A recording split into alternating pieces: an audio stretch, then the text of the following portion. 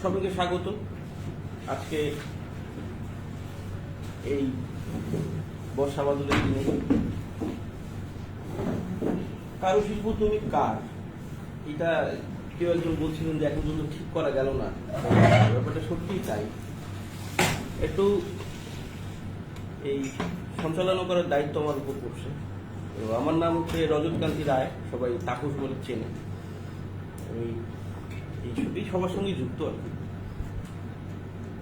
তো একটা জিনিস যেটা একটু ইন্ট্রোডাকশন দরকার, এটা হচ্ছে যে যেহেতু শাওন আকন্দ, শাওনদা বলি আর কি, উনি সোশ্যাল মিডিয়ায় নাই, ফলে তাকে খুঁজে পাওয়া খুব মুশকিল, তার অ্যাক্টিভিটি সম্পর্কে জানাও মুশকিল।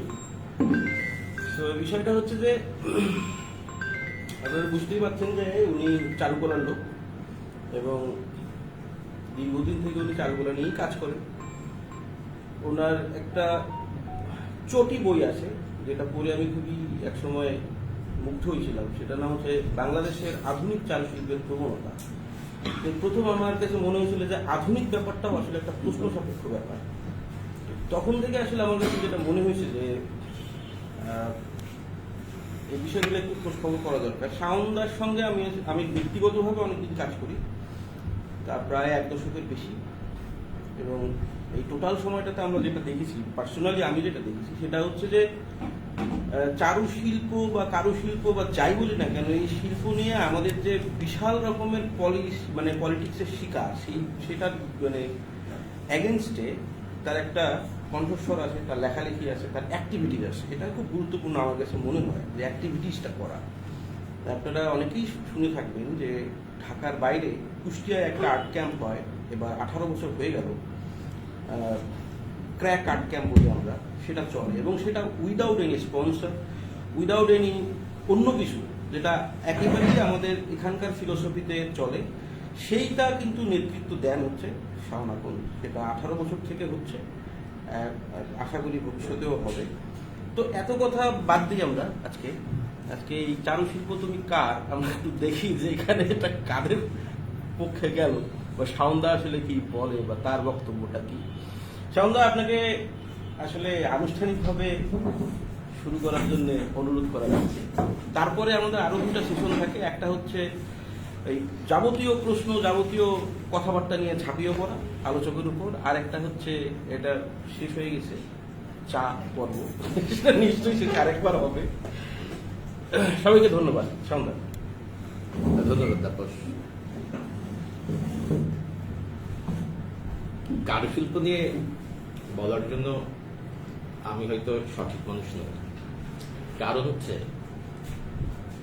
যে আমি কারুশিল্প বিভাগে পড়ি নাই, কারুশিল্প বিষয়ে আমার কোনো প্রাতিষ্ঠানিক শিক্ষাও নেই।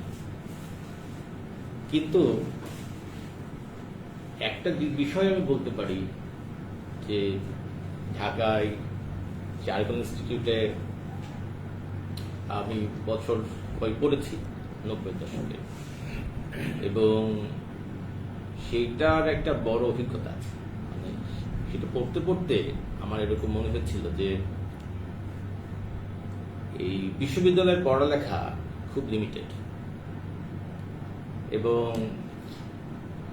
এই ব্যাপারটাকে এইভাবে বললে ভালো শোনায় যে যেই আদলে আমাদের এখানে কয়েকশো বছর ধরে জ্ঞান চর্চা হয়, সেটা তো বেসিক্যালি ব্রিটিশদের বানানো জ্ঞান চর্চা।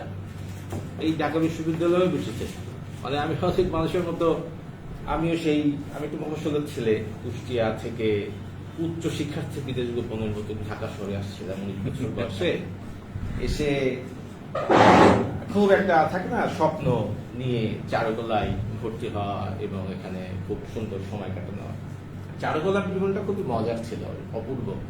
একটু আগে আমরা বাইরে দাঁড়িয়ে কথা বলছিলাম যে 90s-এ আমরা যখন ছাত্র ছিলাম আমরা কত সুন্দর সময় কাটিয়েছি। চারুকলায় যারাই কাটে তাদের সবার অভিজ্ঞতা আমাদের একই হবে, যারা অত্যন্ত সুন্দর সময় কাটে এবং ভালো একটা পিয়ার গ্রুপ থাকে, একটা সুন্দর একটা সময় কাটে এবং একটা অভিজ্ঞতার ভিতর দিয়ে। এটা চারুকলার একটা অভিজ্ঞতা আসলে এক ধরনের।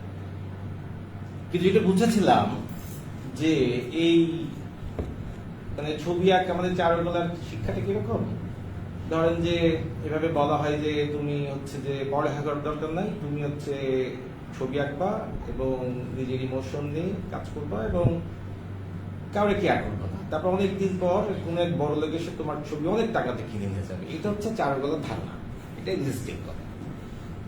এই ব্যাপারটা আমার একটু পছন্দ হয় না আসলে। কি এটাই, এটার কারণ কি তখন আমরা আসলে বুঝি নাই, আমরা যখন স্টুডেন্ট ছিলাম স্বাভাবিক। তখন একদিন হোস্টেলে থাকি, তো একটু ভাবি যে কি করা যায়, কিন্তু কোনো পথ তো পাই না। আমাদের শিক্ষকেরা আমাদেরকে, আমি গ্রাফিক ডিজাইনের ছাত্র ছিলাম, তো আমাদেরকে হয়তো ক্যাপা পুতুল কিংবা একটু সোনার গ্যাজে হাতি করে এনে বলতো যে এটাতে ডিজাইন করো, কিন্তু কোনোদিন আমাদের বলেনি যে এটা কোথেকে এলো, এর উৎস কি, এর কি বৃত্তান্ত। বললো লোকশিল্প খুব গুরুত্বপূর্ণ, কিন্তু লোকশিল্প কেন গুরুত্বপূর্ণ এটা আমরা বুঝিনি। চারুকলার যে কারিকুলাম তাতে হয়তো সেটা সম্ভব বা এক্সিস্টিং কারিকুলাম তো এরকম। তা আমার যেটা মনে হচ্ছিল যে আসলে এই বিশ্ববিদ্যালয় এই চারুকলার বাইরে কি আছে, এবং এই বিশ্ববিদ্যালয় যখন হয় নাই, চারুকলা যখন হয় নাই, তখন কি আসলে কিছু ছিল না, কোনো জ্ঞান, কোনো শিল্প? সেইটা নিয়ে আমার মনে হয় নাই যে বিশ্ববিদ্যালয়ে বসে এটা করা যাবে। তা আমি এবং আমার একজন বন্ধু আমরা বেরোই, বিশেষত রাহুলের কথা বলতেই হয়, কারণ আমরা একসাথে রওনা দিয়েছিলাম। থাকে না যে একটা অচেনার উদ্দেশ্যে রওনা দেওয়া, জানি না কই যাইতেছি কিন্তু রওনা দিয়ে দিলাম, তবে দেখি কি হয়। এটাই, সেইটা আমাদেরকে নিয়ে গিয়েছিল গ্রামের কাছে, সেইটা আমাদেরকে নিয়ে গিয়েছিল বাংলাদেশের বিভিন্ন, যাদেরকে আমরা লোকশিল্প কারুশিল্প বলি, তাদের কাছে। পরবর্তীকালে ধরেন যে এই লালমাটিতেই আমরা একটা স্কুল মাস্টারি করতাম এক সময়, 2002-03 সালের থেকে। 6,000 টাকা বেতন, সার্ভাইভালের জন্য খুব জরুরি টাকাটা। তো ওই স্কুল মাস্টারি করি, কিন্তু ভালো লাগে না। তখন আমরা ধরেন যে ধামরায়ের কাঁসা পিতল শিল্প নিয়ে আমরা কিছুদিন একটা সউদ্যোগে, কোনো ফান্ড টান্ড ছিল না, সেগুলো জানার চেষ্টা করেছিলাম এভাবে কিভাবে কিভাবে জড়ায় দেয় আমি বিষয়টার সাথে। এবং পরে নানা রকম ইস্যুতে, নানা রকম প্রসঙ্গ নিয়ে আমি ধরেন দীর্ঘদিন খোঁজ খবর করতে করতে গ্রামে গ্রামে যেতে যেতে যেই অভিজ্ঞতা তৈরি হয়েছে, এবং পরে বছর দশক ধরে তো বা তারও আগে থেকে তো বিভিন্ন প্রতিষ্ঠানের কাজের সূত্রে আমরা সরাসরি লোকশিল্পী বা কারুশিল্পীদের সাথে কাজের অভিজ্ঞতাও হয়েছে। এই সব মিলিয়ে এই ধারণাটা তৈরি হয়েছে যে এইটা একটা আলোচনার বিষয় হতে পারে যে আসলে কারুশিল্প জিনিসটা কি। এটাতে আমার কিছু প্রশ্ন তৈরি হচ্ছে। প্রশ্নটা আমি প্রথম করেছিলাম 19 সালে। ক্রাফট ডিপার্টমেন্ট আছে চারুকলা ইনস্টিটিউটে, সেখানকার তৎকালীন বিভাগীয় প্রধান আমাকে একবার বললো যে তাদের স্টুডেন্টদের, আমি যারা বললো যে আপনারা যারা বাইরে কাজকর্ম করেন তারা একটু আসেন এবং তারা স্টুডেন্টদের সাথে একটু কথা বলেন, এটা দরকার আছে। তা আমি বললাম কি বলবো, তো বললো যে আসেন আপনি যা খুশি বলো। আমি গেলাম এবং চারুকলা, কারুশিল্প বিভাগের দাঁড়িয়েই আমি প্রস্তুতি তুলেছিলাম যে কারুশিল্প বিষয়টা আসলে কি, এই শব্দটি আসলে কোত্থেকে এলো, এখান থেকে আমরা চলে যাওয়া শুরু করি। আমি যেটা আবিষ্কার করলাম খোঁজ খবর করতে যে কারুশিল্প বলে কোনো শব্দই আসলে ছিল না। কিভাবে বলছি দেখেন, এটা হরিচরণের বঙ্গীয় শব্দকোষ, মোস্ট অথেন্টিক বাংলা ভাষার অভিধান হিসেবে মনে করা হয়। ভদ্রলোক শাহজাদপুর অঞ্চলের মানুষ, রবীন্দ্রনাথের সূত্র ধরে চলে এসেছে শান্তিনিকেতনে, এবং খুব সুন্দর করে আমাদের এখানে যেটা সংকলন বা যেটা অভিধান সচরাচর সবাই মিলে করে, তো বাঙালিদের সম্পর্কে বলা হয় যে বাঙালিরা নাকি যেটা সবাই মিলে করার কথা সেটা একা একা করে, আর যেটা একা করার কথা সবাই মিলে করার চেষ্টা করে। তো এই অভিধানটাকে একা একা করার কথা না, এটা আসলে সবাই মিলে করার কথা, গ্রুপ অফ পিপলের করার কথা। তা আমাদের এখানে এটা ঘটে নাই। এই হরিচরণ ভদ্রলোক একা একাই এই অভিধানটি করেছিল এবং সেটা শান্তিনিকেতন পরে বের হয়েছিল। খুবই লেজেন্ডারি ক্যারেক্টার এই হরিচরণ বন্দ্যোপাধ্যায়। তো ওরা দেখলাম যে কারু মানে শিল্প, এবং যদি আপনি মনোযোগ দিয়ে খেয়াল করেন, এবং এই শিল্প বলতে কি বোঝাচ্ছে, কর্মকৌশল শিল্পী, মানে দেবশিল্পী বিশ্বকর্মাও কারুশিল্পী, ইভেন কি শীতের জোর পোশাক সবাই কারুশিল্পী। ফলে শিল্পকলা বিষয়ক যে ভাবনা আমরা আজকে কৃষ্ণকে মনে করি, আমার মনে হয় যে আমাদের প্রাচীন ভারতে, বাংলাদেশ তো ভারতেরই একটি অংশ ছিল, এটা শুনে আবার আপনি মনে করেন না যে ভারতের চর, মানে জিওগ্রাফিক্যালি তো তাই ছিল। আমরা তো ভারতীয় যে সংস্কৃতি বা সাউথ এশিয়ান যে কালচারেরই পার্ট একটা, আমরা তো এটা অস্বীকার করতে পারি না। তো সেক্ষেত্রে এই রকম একটা ব্যাপার ছিল। তো সেটা তো আমাদের জন্য খুব আগ্রহোদ্দীপক হলো যে আমি খোঁজ করতে আরম্ভ করলাম যে আসলে সবচেয়ে পুরনো কোথায় এই ব্যাপারটি, শব্দটি তৈরি হতো। কারণ একটি খেয়াল মানুষ যখন চর্চা করে বা মানুষ ভাবে, তারপরে তো শব্দ তৈরি হয়। শব্দই নাই মানে তাহলে কি আমাদের ভিতরে ভাবনাটা ছিল না? আমি আরো ঘেটে দেখেছি যে চারুশিল্প বলেও কোনো শব্দ নাই। মানে চারুশিল্প এবং কারুশিল্প এই শব্দ দুটো আসলে মোটামুটি 20 শতকের আগে আমরা পাচ্ছি না। মানে এই যে কারুশিল্প চারুশিল্প করে যে ডিভিশন আমরা বানাইছি, সেইটা বোধ হয় বেশি দিন আগের কথা না। তা আমরা একটু ইংরেজি শব্দ থেকে বাংলা করা, সেটা আমরা বলছি। তা আমরা দেখলাম ঘাটতে ঘাটতে 1922 সালে অক্ষয় কুমার মৈত্রর নাম আপনারা নিশ্চয়ই শুনেছেন, ইতিহাসবিদ, বরেন্দ্র অনুসন্ধান সমিতির অন্যতম উদ্যোক্তা, এবং আরো গুরুত্বপূর্ণ ব্যাপার হচ্ছে যে সিরাজউদ্দৌলা সংক্রান্ত যে বিখ্যাত অভিযোগগুলো ছিল তার খণ্ডন তিনি করেছিলেন, এবং আরো নানা রকম কারণে গুরুত্বপূর্ণ। রাজশাহীতে উনি ছিলেন, ওনার জন্ম কুষ্টিয়া এবং কাঙাল হরিণীতে শিষ্য ছিলেন। উনি শিল্পকলা নিয়েও লেখালেখি করেছেন, এটা একটু অপ্রচলিত, মানুষ একটু কম জানে। ওনার ইতিহাসবিদ ব্যাপারটাই বেশি, উনি কিন্তু শিল্পকলা নিয়ে কাজ করেছেন। উনি একটি বইয়ে এই প্রাচীন শিল্প পরিচয় বইয়ের ভূমিকা লিখেছেন। সেই ভূমিকাতে উনি বলছেন 1922 সালে, পাশ্চাত্য পণ্ডিত বর্গ যাহাকে অবজ্ঞাবশত কৌশল উৎপন্ন পণ্য নামে অভিহিত করিয়া থাকেন, তাহাকে কারুশিল্প, এবং সুকুমার শিল্প নামে যাহার সমাদর করিয়া থাকেন, তাহাকে চারুশিল্প নামে নামকরণ করিয়া লইলে প্রাচ্য প্রতীচের শিল্প বিভাগ কল্পনা বুঝিবার ও বুঝাইবার সুবিধা হইতে পারে। মানে উনি প্রস্তাব করছেন, উনি কিন্তু নিশ্চিত না, মানে শব্দ দুটি তখনও স্টাবলিশ না। ওনার একটা শব্দ আপনারা জানেন নিশ্চয়, শব্দ তো স্টাবলিশড হয় এবং শব্দের মানেও অনেক সময় পরিবর্তন হতে পারে। এই ঘটনার পর আমি এই 19 সালে এই কথাগুলো বলেছিলাম ট্যাক্স ডিপার্টমেন্টে, এবং আমি বলেছিলাম যে কেন এই কারু এবং শিল্প একসাথে হলো। তা আমার অনুমান যে সম্ভবত ক্রাফটস এর বাংলা করতে যে আমরা হয়তো কারুশিল্প এবং ফাইন আর্ট বলে একটি বস্তু, তখন তার এক জন্য সুকুমার শিল্প, সূক্ষ্ম শিল্প ইত্যাদি ইত্যাদির পর শেষ পর্যন্ত চারুশিল্প যে আমরা ঠিকেছি। এখন মোটামুটি চারুশিল্প একটা মান্য শব্দ, আমরা বুঝি যে চারুশিল্প মানে ফাইন আর্টের গল্প।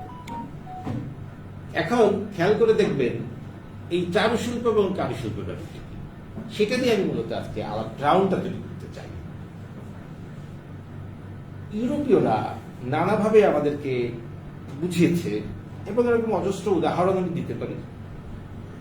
এই 19th সেঞ্চুরিতে যত সব পাবলিকেশন পাওয়া যায় তাতে ইন্ডিয়ান আর্ট, মানে বাংলাদেশ বলছি না, ওভারঅল ইন্ডিয়ান আর্ট হইতেছে, ধরেন যে এটা বড় জোর আর্কিওলজির বিষয় হইতে পারে, এটা ফাইন আর্ট পদবাচ্য নয়। এরকম অজস্র উদাহরণ আমি দেখি। ধরেন যে 1860s যদি সুযোগ দেন আমাকে, আমরা কি যে আগের যে স্লাইডটা ছিল, আমরা আগে যদি সেটার একটু ক্ল্যারিটি করি, যদি কেউ প্রশ্ন করে। আমি একটা জিনিস জানতে চাচ্ছি, এখানে যেটা বলা হচ্ছে কারু শিল্প, আর আপনি যে এর আগে যে একটা ডিকশনারির যে পেজটা ছিল সেখানে আমি পড়লাম যে চোরকেও যে শিদেল চোর, তস্কর লেখা ওখানে। ব্যাপারটা হচ্ছে এর পরের স্লাইডে দেখা যাচ্ছে যে সুবিধার জন্য শিল্প শব্দটি যুক্ত করা হয়েছে। তো এই প্রথম স্লাইডে যেটা কারু, আসলে কারুই ছিল, শিল্প বলতে কোনো শব্দ ছিল না ডিকশনারিতে। না না, কারু মানেই শিল্প। কারু ওটা ওই শিল্প বলতে কিছু ছিল না, না শিল্প শব্দ এবং কারু এবং শিল্প সমার্থক ছিল, কিন্তু কারু শিল্প বলতে যে ক্রাফটস বুঝবো আমরা, এই ভাবনাটা ছিল। সেটা আমি বুঝতে পেরেছি। তাহলে কারুই যদি শিল্প হয় আর শিল্পই যদি কারু হয়, ব্যাপারটা তো পুরোটাই শিল্পই আসলে। আলাদা না, করে তো আমি কিছু সেটা না। বলছি, আপনাকে একটু বুঝতে হবে বিষয়টা। কারুকার্য। আমাকে একটু বলার সুযোগ দিতে হবে, তাহলে আমি এগুলো একটু ফাইন করতে পারবো। যে আমাদের একটু প্রশ্নোত্তর পর্বে গেলে আমরা এটা নিয়ে আমরা আলাপ করতে পারলে আমাদের সুবিধা হয়, তাহলে আমার থাকে না সেটাই। এই ব্যাপার আছে। যে যেখানে আমি ছিলাম, যে প্রথমত কথা হচ্ছে যে আমি যেটা বললাম যে কারু শব্দটি ছিল বা চারু শব্দটি ছিল, কিন্তু কারুশিল্প এবং চারুশিল্প শব্দটি ছিল না। অন্তত 19 শতক পর্যন্ত এটা আমরা পাচ্ছি না। আমার ধারণা, এবং এটি এই পুরো আইডিয়াটা আমাদের এখানে কিভাবে আসছে যদি আমরা খেয়াল করি, সেটা আমি বলবো, সেটা আমার পরবর্তী স্লাইড এগুলো আছে। তাই কারুশিল্প এবং চারুশিল্পকে কিভাবে এখন এক্সিস্ট করা হয় এটা নিয়ে আমরা যদি বলে ফেলি তাহলে এবারে সুবিধা হবে ব্যাপারটা। যেমন ধরুন যেটা একটা কিভাবে চারুশিল্প এবং কারুশিল্পকে আলাদা করা হচ্ছে, এটা তো গুরুত্বপূর্ণ, এটা আলাদা তো করা হচ্ছে। এটার সঙ্গে মডার্নিটির সম্পর্ক আছে, আধুনিকতা বা এখানে কলোনির সম্পর্ক আছে, এখানে এখানে আরো ক্যাপিটালিজমের একটা গভীর সম্পর্ক আছে। এই পুরো ব্যাপারটাকে পেঁচায় এমন ভাবে ছেড়ে দেওয়া হয়েছে যে আমরা এই পুরো ব্যাপারটা নিয়ে একটা ঘুরপাকের মধ্যে থাকতেছি। এবং আমরা যেহেতু এই ফাইন আর্ট পদবাচ্য বস্তুটা, যে থেকে ফাইন আর্ট বলে আলাদা করা হয়েছে, যদি আমরা খেয়াল করি তাহলে দেখতে পাবো যে এই পুরো ব্যাপারটার সঙ্গে যদি ব্রিটিশরা ইন্ডিয়াকে কলোনি করতে না পারত, যদি তারা এখানে আর্ট ইনস্টিটিউট তৈরি না করতো, তাহলে গল্পটা কিন্তু আরেকটা হতে পারতো। আমি একটা পুরোনো গল্প উদাহরণ দিই। আপনারা জানেন যে মুঘল সম্রাট জাহাঙ্গীর খুব ভালো চিত্রশিল্পের পৃষ্ঠপোষক ছিলেন, এবং ওনার সঙ্গে দেখা করতে আসছেন এক ইংরেজ, নামটা ভুলে গেছি এই মুহূর্তে মনে করছে না, কিন্তু ওই ইংরেজ প্রতিনিধি আর কি, রাজ প্রতিনিধি থাকে না, যে এক দেশের প্রতিনিধি যে আরেক দেশের রাজার কাছে বাণিজ্যের সুবিধার জন্য, সে অনেক উপঢৌকন এনেছে। এবং উপঢৌকনের মধ্যে ছিল একটি ছবি, ইংল্যান্ডের একজন ভদ্রলোক যিনি ভালো পোর্ট্রেট করতেন, তার আগে একটা ছবি উনি উপহার দিয়েছেন মোগল রাজদের। ভালো কথা। এবার যদি ঘটলো যে সম্রাট বললো তুমি এটা রেখে যাও, 1 মাস পরে 1 মাস পর আসার পর 30টা ছবি দেখায় দিয়ে বললো যে বলো তো কোনটা তোমার শিল্পীর আঁকা ছবি। আমার শিল্পীরা সব তোমার তো কপি করে দিচ্ছে, কি আঁকলাম বলতে পারি। এটাতে একটা হাসাহাসি হলো আর কি, ব্যাপারটা না হাসাহাসি, ব্যাপারটা চাপায়া দেওয়ার না, কারণ ক্ষমতাটা তখন মুঘল সম্রাটের হাতে, আমি যেটা বলার চেষ্টা করছি। কিন্তু এটা যখন কয়েকশো বছর পর, যখন পলাশী যুদ্ধ ঘটে গেছে, যখন আস্তে আস্তে তারা ক্ষমতাটা দখল করে আস্তে আস্তে প্রথমে বাংলা, বিহার এবং আস্তে আস্তে পুরো ইন্ডিয়াতে কাভার করছে, প্রায় 100 বছর পর, মনে রাখতে হবে পলাশী যুদ্ধের প্রায় 100 বছর পর তারা আর্ট ইনস্টিটিউট করা উদ্যোগ নেয়। তার আগে তারা কিন্তু উদ্যোগ নেয়, এবং এটাতে কোনো আলাপও নাই।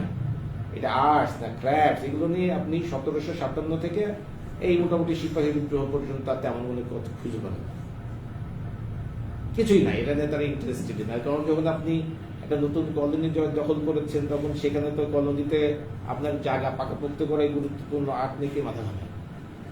আর্ট নিয়ে তারা মাথা ঘামেনি সেটা আমার মনে হয় না। তারা তো আর্ট নিয়ে তারা মাথা ঘামিয়েছে, এর একটি সুন্দর উদাহরণ আমি একটু পরে দিব। তার আগে আমি একটু এই চারুশিল্প এবং কারুশিল্প ব্যাপারটা নিয়ে কথা বলে আসি, ওখানে আমি আসবো।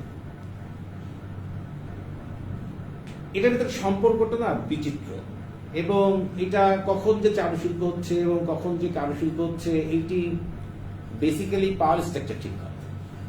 কখন এটি চারুশিল্প হবে আর কখন যেটা কারুশিল্প হবে, উদাহরণ দিচ্ছি আমি একটা, যেমন মৃৎশিল্প। চারুকলা ইনস্টিটিউট মৃৎশিল্প বলে একটা বিভাগ আছে, কিন্তু শুধু ছিল না। চারুকলা ইনস্টিটিউট উৎপত্তি হচ্ছে মূলত পেন্টিং, গ্রাফিক ডিজাইন, এই দুটো, প্রিন্ট মেকিং হচ্ছে, এই 3টি ডিপার্টমেন্ট দিয়ে শুরু হচ্ছে। পরে আস্তে আস্তে স্কাল্পচার অন্যান্য বিষয়গুলো ঢুকছে। ফাইন আর্টের মোদ্দা কথাটা হচ্ছে যে ফাইন আর্ট আইডিয়াটাই বেসিক্যালি বোজার্ট থেকে আসছে। বোজার্টের ফরাসি শব্দ, ফরাসিরা আবার এই পুরো ব্যাপারটা শিখেছে ইতালিয়ানদের কাছ থেকে।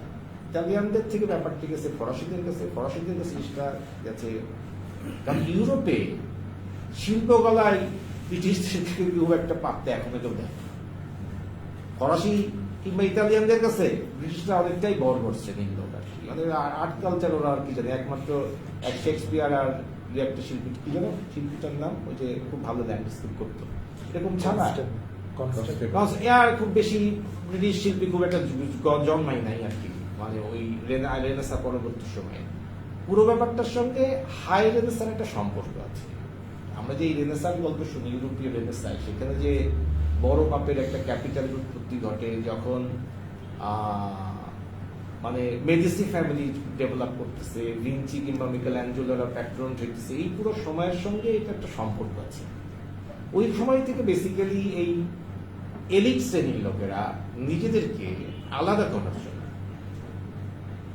আমরা এমন কাজ করি একটা পৃথিবীতে এক পিছিয়ে আছে, এরকম একটা ধারণা প্রবলভাবে বিদ্যমান ছিল। এলিটটা তো এটা এখনো পৃথিবীর সব শেষে এলিটরা স্বভাব একই, তারা আমরাই বেস্ট, এবং আমরা যে এটা চর্চা করি সেটা সাধারণ না।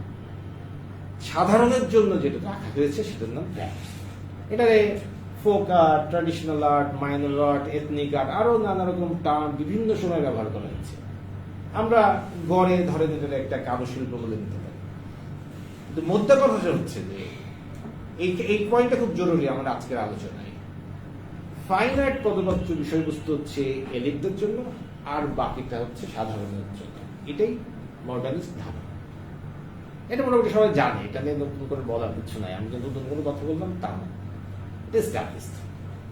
যে যদি আপনি দেখেন যে বড় বড় শিল্পীদের ছবি কোথায় থাকে, বড় লোকদের কাছে থাকে। গরিব মানুষের বাসায় কিন্তু বড় লোকদের ছবি। উদাহরণ দিচ্ছে এস এম সুলতান, সারাটা জীবন সে নড়াইলের একটা মন্দিরে এবং নানা রকম দিক থেকে আপনারা জানেন, সবাই তো জানে এস এম সুলতান গল্প, ভেরি ফেমাস। তার ছবি খুঁজে দেখেন তো নড়াইলে কোথাও পাবেন না, সব বড় লোকরা কিনে নিয়ে রেখে দিচ্ছে।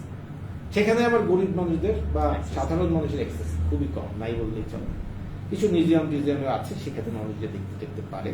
কিন্তু আপনি চাইলেই এই সব সংগ্রাহকদের নাম উল্লেখ করছি না, আপনারা সবাই চেনেন এবং জানেন, তাদের কাছে চাইলেই আপনি বলতে পারেন যে ভাই আমি দেখবো সুলতান একটা, বরং সে নানা রকমের ঝক্কি আছে তার, আমাদের কিছু অভিজ্ঞতা আছে যেগুলো আমরা জানি। সেই ছবি আবার প্রিন্টও করা যায় না তাদের পারমিশন ছাড়া, বিরাট সমস্যা। তো সুলতান নিজে তো চাইছিল যে সাধারণ মানুষের ছবি আঁকছে, সাধারণের কাছে পৌঁছানোর চেষ্টা করছে, কিন্তু সেটা কি হচ্ছে, হয় না। এটি ক্যাপিটাল স্ট্রাকচার। এর বাইরে যেটা থাকে, এর বাইরে হচ্ছে যে আপনি এই বাঁশের ঝুড়ি করবেন, মৃৎশিল্প করবেন, তাঁত শিল্প করবেন, শঙ্খশিল্প করবেন, সাধারণ মানুষ কিনবে, হোকেয়ার্স, তাদের জন্য একটা তকমা ঠিক করা আছে, সেটার নাম ক্রাফটস বা কারুশিল্প। এটা হচ্ছে গোড়া। এই গোড়ার উপর দাঁড়ায় আমরা কথা বলবো, যে এটা আমরা মোটামুটি বুঝলাম যে ঠিক আছে, তাহলে ফাইন আর্ট ব্যাপারটা হচ্ছে এরকম বড় লোকদের জিনিস, আর ক্রাফটস হইতেছে গরিবদের জিনিস, সাধারণের জিনিস। এটা এস্টাবলিশ, এটা ক্যাপিটাল সিস্টেম রেডি করে রাখছে। এই পার্সপেক্টিভে চেহারা কি দাঁড়াইছে ধরেন 100 বছর পর, সেটা হচ্ছে আমার কাজের জায়গা। চলেন আমরা একটু আগে। আমরা বিকে জাহাঙ্গীরের কথা একটু বলতে চাই। এই ভদ্রলোকের লেখা আমরা যখন ছোটবেলায় পড়তাম একদম বিরক্ত লাগতো, কি লেখে ব্যাপারটা। যত বয়স বাড়লো তখন মনে হলো যে না, ব্যাপারটা তো অন্যরকম, আমরা তখন বুঝি নাই। দাঁত ওঠার একটা ব্যাপার থাকে না, দাঁত ওঠে নাই তখন আমাদের। যখন দাঁত উঠেছে তখন বুঝতে পারলাম যে এই লোকটা আসলে কঠিন মাল। সে বলতেছে কি, লোকশিল্প হচ্ছে প্রতিষ্ঠিত শিল্প নান্দনিকতার অন্ত। মানে আপনার একটা প্রতিষ্ঠিত শিল্প থাকতে গেলে, ধরেন ফাইন আর্ট বা চারুকলা, একটা অন্য থাকা লাগবে। এই অন্যতার অর্থ লোকশিল্প ও প্রতিষ্ঠিত শিল্পের সহ উপস্থিতি। মানে আপনার ফোক আর্ট না থাকলে ফাইন আর্টের অস্তিত্ব সংকটের মুখে পড়ে। অতএব একটা ক্রাফটস বা ফোক আর্ট থাকা লাগবে, তারপরে আপনার ফাইন আর্ট তৈরি করতে হবে। যেরকমটা ধরেন যে গরিব না থাকলে বড় লোকের গুরুত্ব কি। অতএব গরিব থাকাটা খুব জরুরি। যে আপনি যদি বড় লোক হিসাবে নিজেকে একটু ভাব নিতে চান বা নিজেকে একটু গৌরবান্বিত করতে চান, সব বড় লোকের দেশে দেখবেন কে করে পাত্তা দেন না, কারণ গরিব নাই। গরিব খুব জরুরি। এই সহ উপস্থিতি সত্ত্বেও বোরহানুদ্দিন খান জাহাঙ্গীর বলছেন, প্রতিষ্ঠিত শিল্প এবং তার নান্দনিকতার দিক দিয়ে লোকশিল্প অবদমিত ও অন্তজ নিচু মানের কাজ, ব্র্যাকেটের শিল্প।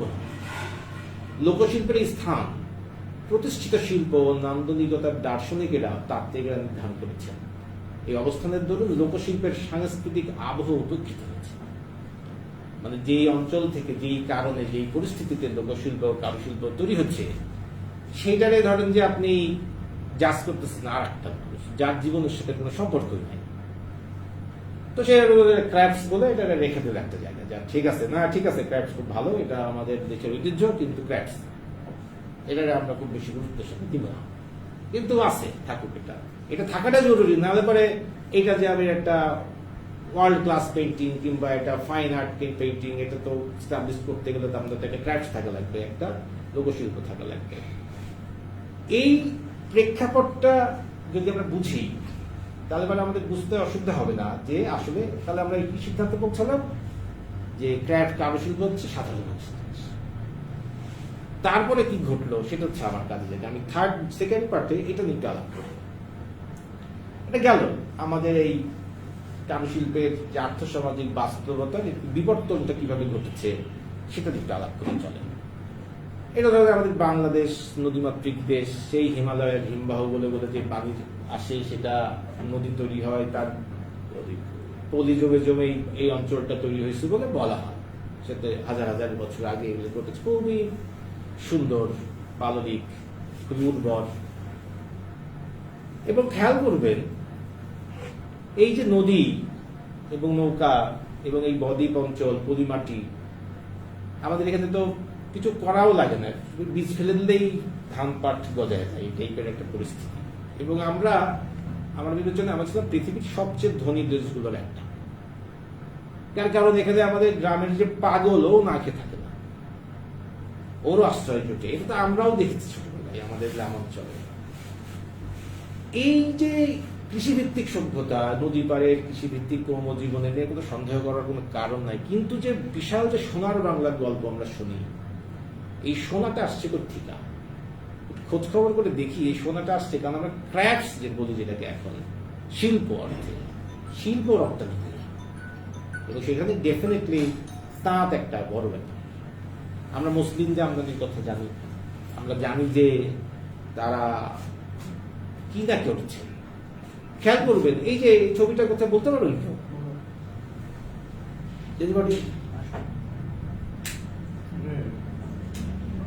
কিসের ছবি এটা?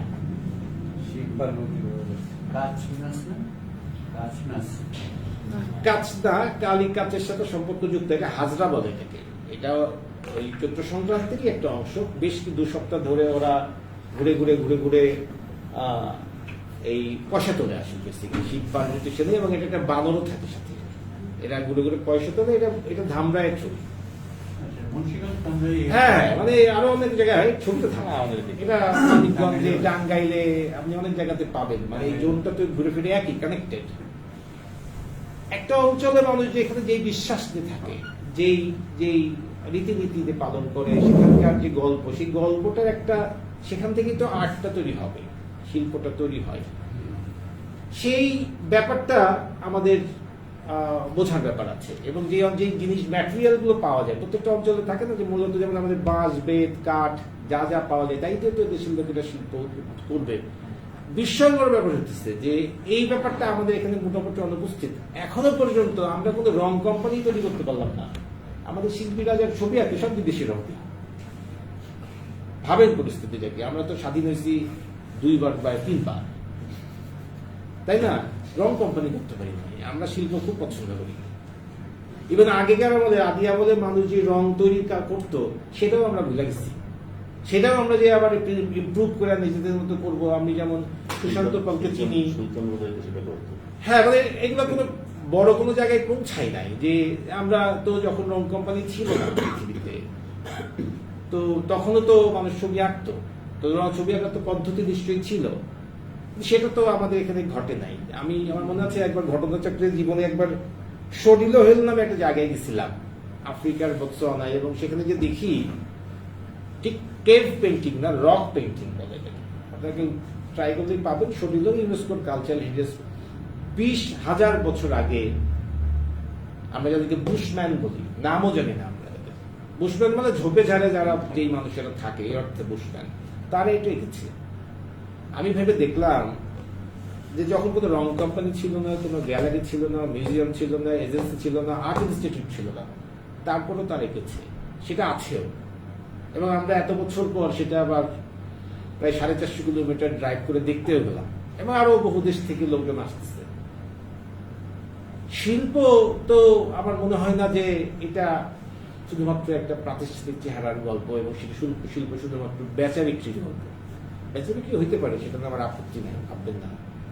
এই যে পুরো পরিস্থিতিটা পেঁচায় গেল, আমাদের যে যেই স্বাভাবিকতার ভিতরে আমরা একটা লম্বা সময় গেছি, সেই আমাদের যে 2500 বছর ইতিহাস, আপনি যদি ওয়ালি বটেশ্বর কিংবা অস্থানগড় থেকে ধরেন, মোটামুটি এটাই তো আমাদের ইতিহাস।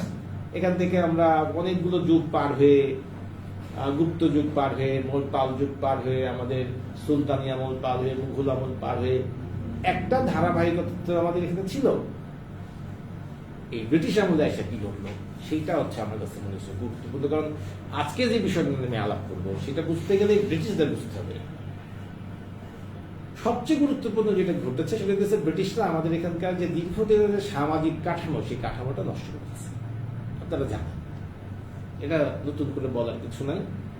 এবং 18 শতকে যখন তারা সারা পৃথিবী জুড়ে, এটা ল্যাটিন আমেরিকা, আফ্রিকা, এশিয়া জুড়ে তারা যখন কলোনিগুলোকে স্টাবলিশ করছে, প্যারালালি তাদের ওখানে এক ধরনের শিল্প বিপ্লব ঘটেছে, যন্ত্র সভ্যতা যেটাকে আমরা বলতে পারি।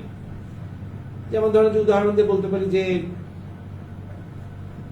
আমরা এই বাংলাদেশে শুধু না, এই পুরো ভারতবর্ষে যা কাপড় তৈরি হতো, আমাদের বলা হতো যে পৃথিবীর তাঁত ঘর, আমরা কাপড় বানাইতাম। আর কাপড় মানে ফ্যাব্রিক বানাইতাম।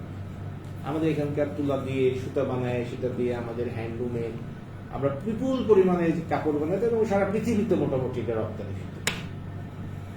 তো সেইটা যদি নষ্ট হয়ে গেল, তবে যদি আমরা দেখার চেষ্টা করি, তাহলে আমরা কি দেখবো? দেখবো যে যখন এই ব্রিটিশ ইউরোপে শিল্প বিপ্লবের সূত্র ধরে কম দামি স্পিনিং মিল তৈরি করে তারা যখন কম দামি সুতা দিতে আরম্ভ করলো, তখন তো আমাদের এখানে সুতা কাটুনিদের সমস্যা হইত। সুতা কাটুনির সাথে সাথে আমাদের তাঁতিরা ওই থাকে না, এভাবে একটার সাথে একটা রিলেটেড পুরো ব্যাপারটা আস্তে আস্তে আমাদের যে সার্কেল ছিল। খুব মজার একটা গল্প আছে, শান্তিপুরের এক সুতা কাটুনির পত্র বলে পাওয়া যায়, সমাচার দর্পণে বেরোছিল আপনার 18th সেঞ্চুরিতে। তা তিনি বলছেন গল্পটা কিরকম, যে রানী ভিক্টোরিয়া কি এতই গরিব যে আমার মতো বিধবার পেটে লাঠি না দিতে হইল না। মানে ইম্প্যাক্টেড হয়েছে কিভাবে শিল্প বিপ্লবের কারণে আমাদের যে গ্রাম দেশের যে একটা সামাজিক গড়ন ছিল, সেই গড়নটা ভেঙে পড়ে। মানে বিধবা হওয়ার সত্ত্বেও সে সুতা কেটে, সুতা বিক্রি করে, তাঁতিদের কাছে বিক্রি করে তার মেয়েদেরকে বিয়ে দিচ্ছে, তাকে না একটা সচ্ছল জীবনযাপন সে করতো, কিন্তু সেটাতে তার সুতার এখন আর কাটতে নাই। ব্যাপারটা কিন্তু এরকম। এভাবে আরো যে ঘটনাটি ঘটেছে 19th সেঞ্চুরিতে, সেটা হচ্ছে যে 1851-এ ব্রিটেনে একটা বড় এক্সিবিশন হয়েছে, আপনারা জানেন, যেটা গ্রেট লন্ডন এক্সিবিশন বলে। তাতে মোটামুটি ব্রিটিশরা তাদের পুরো কলোনি থেকে যত আবিষ্কার, যত ভালো ভালো জিনিস সব নিয়ে যে সেটেল করছে, ভারতবর্ষ থেকে কোহিনূর থেকে শুরু করে মুসলিম পর্যন্ত সেখানে এক্সিবিটেড হয়েছিল। এবং সেই মুসলিম দেখে তারা মনে করতো যে এটা তো জিন পরীর কারবার কিংবা পোকামাকড়ের, মানুষের পক্ষে এরকম সূক্ষ্ম সুতা কাটা এবং এরকম কাপড় বোনা সম্ভব, এটা তারা ভাবতেই পারতো না। হাইলি অ্যাপ্রিসিয়েটেড হয়েছে। কিন্তু অ্যাপ্রিসিয়েশন এক জিনিস আর ব্যবসার একটা জিনিস। ব্রিটিশ বিনিয়োগের মধ্যে ব্যবসাটা ভালোই বুঝতো, তো অ্যাপ্রিসিয়েট করছে, সব গুছাই গাছাই নিয়ে যে তারা রেখেও দিচ্ছে। যেই সংগ্রহটা আপনি এখন পাবেন ভিক্টোরিয়া অ্যান্ড অ্যালবার্ট মিউজিয়াম, কথাটা খেয়াল করলে তারা কিন্তু সারা ভারতবর্ষ সেটা সারা কলোনি থেকেই নিয়ে তারা গুছাই গাছায় রাখছে, যেটা থেকে ভিক্টোরিয়া অ্যান্ড অ্যালবার্ট মিউজিয়ামের উৎপত্তি হয়েছে। যেখানে চাইতে গেলে আপনার ভিসা দিয়ে করা লাগবে, টিকিট কাটা লাগবে, জিনিসটা কিন্তু হবে। এগুলো তারা করেছে। এবং আরেকটি কাজ তারা করেছে, সেটা হচ্ছে আর্ট ইনস্টিটিউট তৈরি। 1851-এ এই এক্সিবিশনটা হয়, তার কিছুদিন পরই 1856-এ বেসিক্যালি এই ঘটনাটা ঘটে। তা আমাদের এখানে যে কিছুই ঘটে নাই একদম তাও না। আমাদের এখানে যখন এই 19th সেঞ্চুরি বা 20th সেঞ্চুরির শুরুর দিকে যখন ঝামেলা হইতেছে, আমাদের শিল্প বিলুপ্তর দিকে যাচ্ছে, তখন কে রবীন্দ্রনাথ ঠাকুর, দীনেশচন্দ্র, গুরু সদয় দত্ত, এরা অনেকেই তাদের মতো করে চেষ্টা করেছেন যে এটারে, এবং তারা সংগ্রহ করেছেন কিংবা উৎসাহিত করার চেষ্টা করেছেন। এবার আমরা বাংলাদেশ পর্বে চলে আসি। বাংলাদেশ পর্বে এলে আপনারা জানেন যে চারুকলা ইনস্টিটিউট হলো প্রথম চারুকলা ইনস্টিটিউট, পুরান ঢাকায় যেটা ছিল আর কি। এটা বর্তমানে চারুকলা ইনস্টিটিউট না, বাম পাশে একটা পুরান ঢাকা আর ডান পাশে একটা সেগুনবাগিচাতে 3 বছর ছিল, 3-4 বছর। আর এটা হচ্ছে এখনকার চারুকলা। আপনারা জানেন যে জয়নুল আবেদিন, কামরুল হাসান, তারা সবাই লোকশিল্পের খুব ভক্ত ছিলেন, পৃষ্ঠপোষক ছিলেন, এবং তারা এটাকে প্যাট্রনও করার চেষ্টা করছেন, নানাভাবে নানা উদ্যোগ তারা নিয়েছিলেন। এবং খুব গুরুত্বপূর্ণ ব্যাপার হচ্ছে যে আমাদের এই লোকশিল্প, আমাদের এই প্রতিষ্ঠিত শিল্পীরা যারা আর্ট ইনস্টিটিউট তৈরি করলেন তারা সবাই কলকাতা আর্ট কলেজে পড়েছিলেন। আবার কলকাতা আর্ট কলেজের যে শিক্ষা, সেই শিক্ষাই তারা এখানে ইমপ্লিমেন্ট করার চেষ্টা করেছেন। কিন্তু প্যারালালি জয়নুল আবেদিনের কথা বিশেষভাবে বলতেই হয়, উনি 50s গোড়ার দিকে যখন ইংল্যান্ডে যান বা এগুলো আরো অনেকগুলো দেশে যান, উনি ফিরে এসে কিন্তু এই লোকশিল্পের ব্যাপারে মনোযোগ দিয়েছিলেন ব্যাপকভাবে। উনি নিজে যেটাকে বলি আমরা ট্যাপা পুতুলের আদলে ছবি আঁকার চেষ্টা করেছেন, নিজে চারুকলার বিভিন্ন অ্যাক্টিভিটিসের ভিতরে লোকশিল্পকে ইনক্লুড করার চেষ্টা করেছেন, এবং একটা এক্সিবিশনও হয়েছিল সে সময়। এটা আপনারা জানেন কিনা জানি না, 55 সালে লোকশিল্পের সবচেয়ে বড় এক্সিবিশন, যে প্রথম এক্সিবিশন ঢাকা শহরে হচ্ছে সরকারি উদ্যোগে আর্ট কলেজে। এই এক্সিবিশনটাই পুরো বাংলাদেশ থেকে, তখন পুরো পাকিস্তান থেকে সবকিছু গুছিয়ে জেলা পর্যায়ে প্রোগ্রাম, তারপরে সবচেয়ে বেস্ট জিনিসগুলোকে এনে একটা করা হচ্ছে। এটার কারণ ঠিক দেখানো যে আমাদের নিজেদের যে একটা ঐতিহ্য আছে সেটাকে সামনে আনা, এবং সেটি এস্টাবলিশ হচ্ছে দেখুন লোকশিল্প। এর কিছুকাল পর 60-এর দশকের মাঝামাঝিতে যখন চারুকলা ইনস্টিটিউটে একটি মৃৎশিল্পী বিভাগ খোলা হয়, কিংবা একটা ক্রাফট ডিপার্টমেন্ট খোলা হয়, যেটাকে আমরা ক্রাফট বলি, তো মৃৎশিল্পী বিভাগ যখন, শিল্প বিভাগ যখন খোলা হয়, ইসলামিক ডিপার্টমেন্টের সময় উনি তখন রায়ের বাজার থেকে মরণচাঁদ পালকে নিয়ে গেলেন এবং উনি বললেন যে চীন জাপান থেকে সিরামিক আর্টিস্ট এনে লাভ হবে না, আমাদের যেই শত শত বছরের পরম্পরার সঙ্গে এর একটা সম্পর্ক থাকা লাগবে। রায়ের বাজারে মরণচাঁদ পালই প্রথম এবং শেষ অপ্রাতিষ্ঠানিক শিল্পী যে আর্ট ইনস্টিটিউটে ঢুকতে পারছিল শিক্ষক হিসেবে। এর আগেও কেউ পারে নাই, পরেও কেউ পারে নাই। উনি অত্যন্ত দুর্লভ চরিত্র। উনি অবশ্য শেষ পর্যন্ত শিক্ষক হিসেবে ছিলেন, উনার যে খুব প্রফেসর, কারণ উনি তো ওই ওদের ম্যাট্রিক পাস আর সামথিং এরকম কিছু একটা ছিল, আমি যেটা জানি। হ্যাঁ, এরকম একটা পোস্ট দিয়ে ওনাকে রাখা ছিল, কিন্তু ওনাকে সবাই খুব সম্মান করতো এবং উনি নিজেও ওদের ভালো কাজ করেছেন। মরণচাঁদ পাল মারা গেছিলেন, রায়ের বাজারের যে পালপাড়ার মানুষ ছিল, তারা ওদের চেষ্টা করেছেন। কামরুল হাসানের এবং জয়নুল আবেদিনের সোনারগাঁ জাদুঘর তো কমপ্লিটলি জয়নুল আবেদিনের আইডিয়া।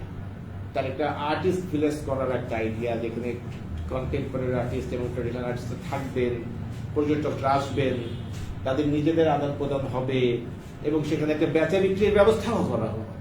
আপনি যদি খেয়াল করেন সোনারগাঁ জাদুঘর যদি খেয়াল করেন, কিন্তু অনেকটা এলাকা, এইটা কিন্তু অনেকটা বড় সম্পত্তি জাস্ট ফেলে রাখা হয়েছে, কোনো কামে লাগে না।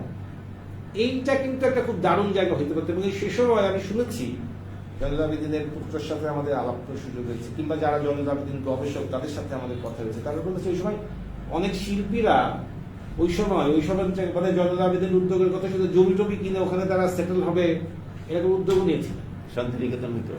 মানে some kind of artist village করার একটা প্ল্যান ছিল, যেখানে ট্র্যাডিশনাল এবং কন্টেম্পোরারি আর্টিস্ট বোথের জায়গা হবে এবং সেখানে একটা বিপণন কিভাবে হবে, টুরিস্টরা আসবে, মার্কেট প্লেস থাকবে, তাদের তো চলতে হবে, এগুলো উনি ভেবেছিলেন।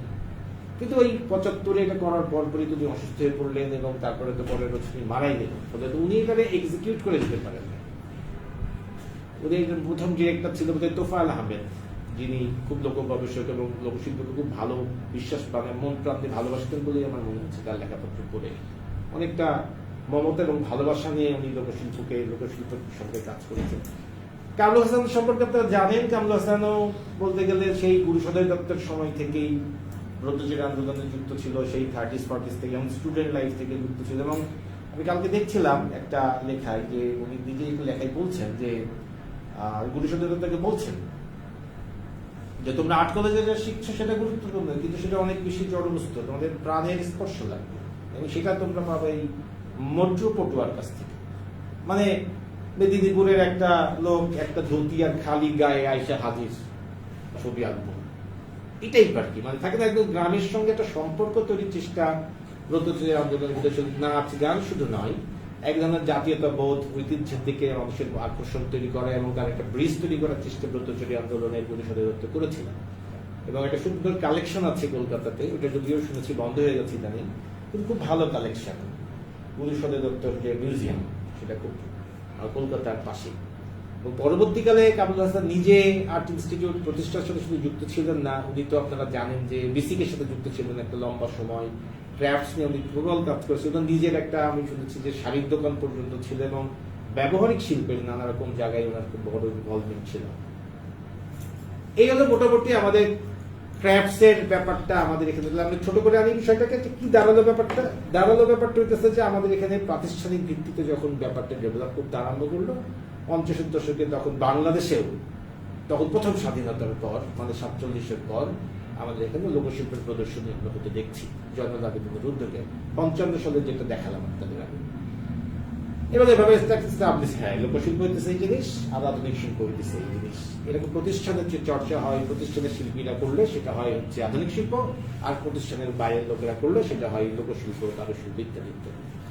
মানে যদিও লোকশিল্প এবং কারুশিল্পকে অনেকে আলাদা করে ব্যাখ্যা করার চেষ্টা করেছে, কিন্তু আমি কোনো কারণ খুঁজে পাই না, মানে কোনটা যে লোকশিল্প আর কোনটা যে কারুশিল্প বলা হবে।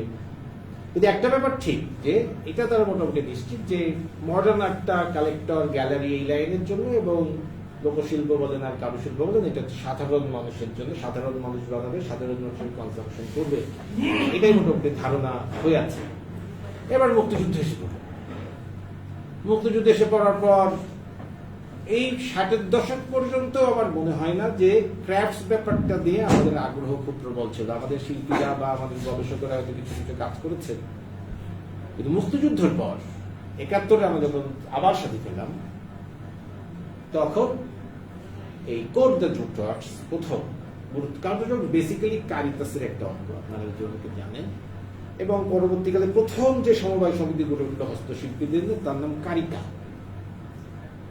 এবং এই ঘটনাচক্রে আমরা আবার এটা আগে থেকে কিছুটা জানি, কারণ আমার মা এই কারিকার আর্লিয়েস্ট মেম্বারদের একজন, যাদেরকে নিয়ে এই কারিকাটা তৈরি হয়েছিল। কারিকা করেছে তোফাল আহমেদ এবং আরো অনেক ব্যক্তি যারা ছিলেন, হামিদ হোসেন, তারপরে জাহাঙ্গীর আহমেদ, আরো যারা সেই সময়ের গুরুত্বপূর্ণ ব্যক্তি, এবং তারা একটা নাম দিয়েছে শামসুর রহমান, লোগো করেছে কামরুল হাসান, থাকে না সেই সময় যারা একদম মাথা মাথা ঠিকঠাক লোকগুলো, তারা একটা লোকশিল্পের জন্য একটা উদ্যোগ নিয়েছিল, এবং একটা সেটা এখনো আছে, এই শেরাটনের উল্টো দিকে এখন একটা আছে, ওটার অবস্থা খুব ভালো নয় বলে আমি জানি। একসঙ্গে আমি সেখানে গেছিলাম, এটা আমার মনে নেই। তো তারা যে প্রডিউসারদের নিয়ে কাজ করলো, ওদের খেয়াল করবেন, তারা না এরা তো ইন্টেলেকচুয়াল উদ্যোক্তা কিংবা নাগরিক ডিজাইনার, কিন্তু এই হস্তশিল্পী কারা যাদেরকে নিয়ে কাজ করলো, সেই যাদেরকে তাদের একজন ছিলেন আমার মা। ঘটনাচক্রে এটাই সত্যি। এবং সেই সূত্র ধরে আমরা এখানে যাতায়াত করার সুযোগ, কিংবা এরকম নকশিকা থাকা হচ্ছে, এরকম একটা এনভায়রনমেন্টের ভিতরে আমি বড় হচ্ছে। এবং এভাবে আমি যদি দেখতে পাই যে কারিকার পর কুমুদিনী এবং আরো এলো কাছাকাছি সময়ের ভিতরে, বাংলা ক্রাফটস তৈরি হলো, যারা এক্সপোর্ট রিলেটেড বিষয়গুলো, এরকম উদ্যোগগুলো আমাদের জন্য, দেশের জন্য একটা 71-এর পর যেটা ঘটলো, যে জাতীয়তাবাদী চেতনার উপর জাগ্রত হয়ে 71 হয়েছে, তো বাঙালি সংস্কৃতির স্মারক লাগবে। যেমন নকশিকাথা এর আগে কখনোই বিক্রয়ের জন্য তৈরি হয়। নকশিকাথা হচ্ছে একেবারেই নিজস্ব শিল্প, যেটা গ্রামের মহিলারা নিজেদের অবসর সময় করে, নিজের ব্যবহারের জন্য বা প্রিয়জনকে উপহার দেওয়ার জন্য। এটা একটা বিপণন, এটা ভদ্রলোকেরা ঘরে টাঙায় রাখবে এই জন্য তৈরি হয়নি, মানে এটার আদি উৎস এরকম ছিল। এটাই এই স্বাধীনতার পর যে পরিবর্তনশীলতা তৈরি হলো, তখন আস্তে আস্তে তারা এই দিকে যেতে আরম্ভ করলো। এবং আরো যত রকমের তাঁত শিল্প বলেন, ক্রাফটস বলেন, মৃৎশিল্প বলেন, এগুলো আস্তে আস্তে একটা বাজার তৈরি করতে হবে। এই যে গ্রামগুলো দেখাচ্ছি, এগুলো একটা রোল প্লে করেছে, ভালো রোল প্লে করেছে। ভালো না মন্দ সেটা আমি বিচার করতে বসি, আমি বলতে যে রোল প্লে করেছে। এবং এখন যদি আমরা দেখি এই 70-80 দশকের পর, আমি আমার থার্ড পার্টে চলে আসছি, এখন পরিস্থিতিটা কি? এখন আমি যদি দেখি যে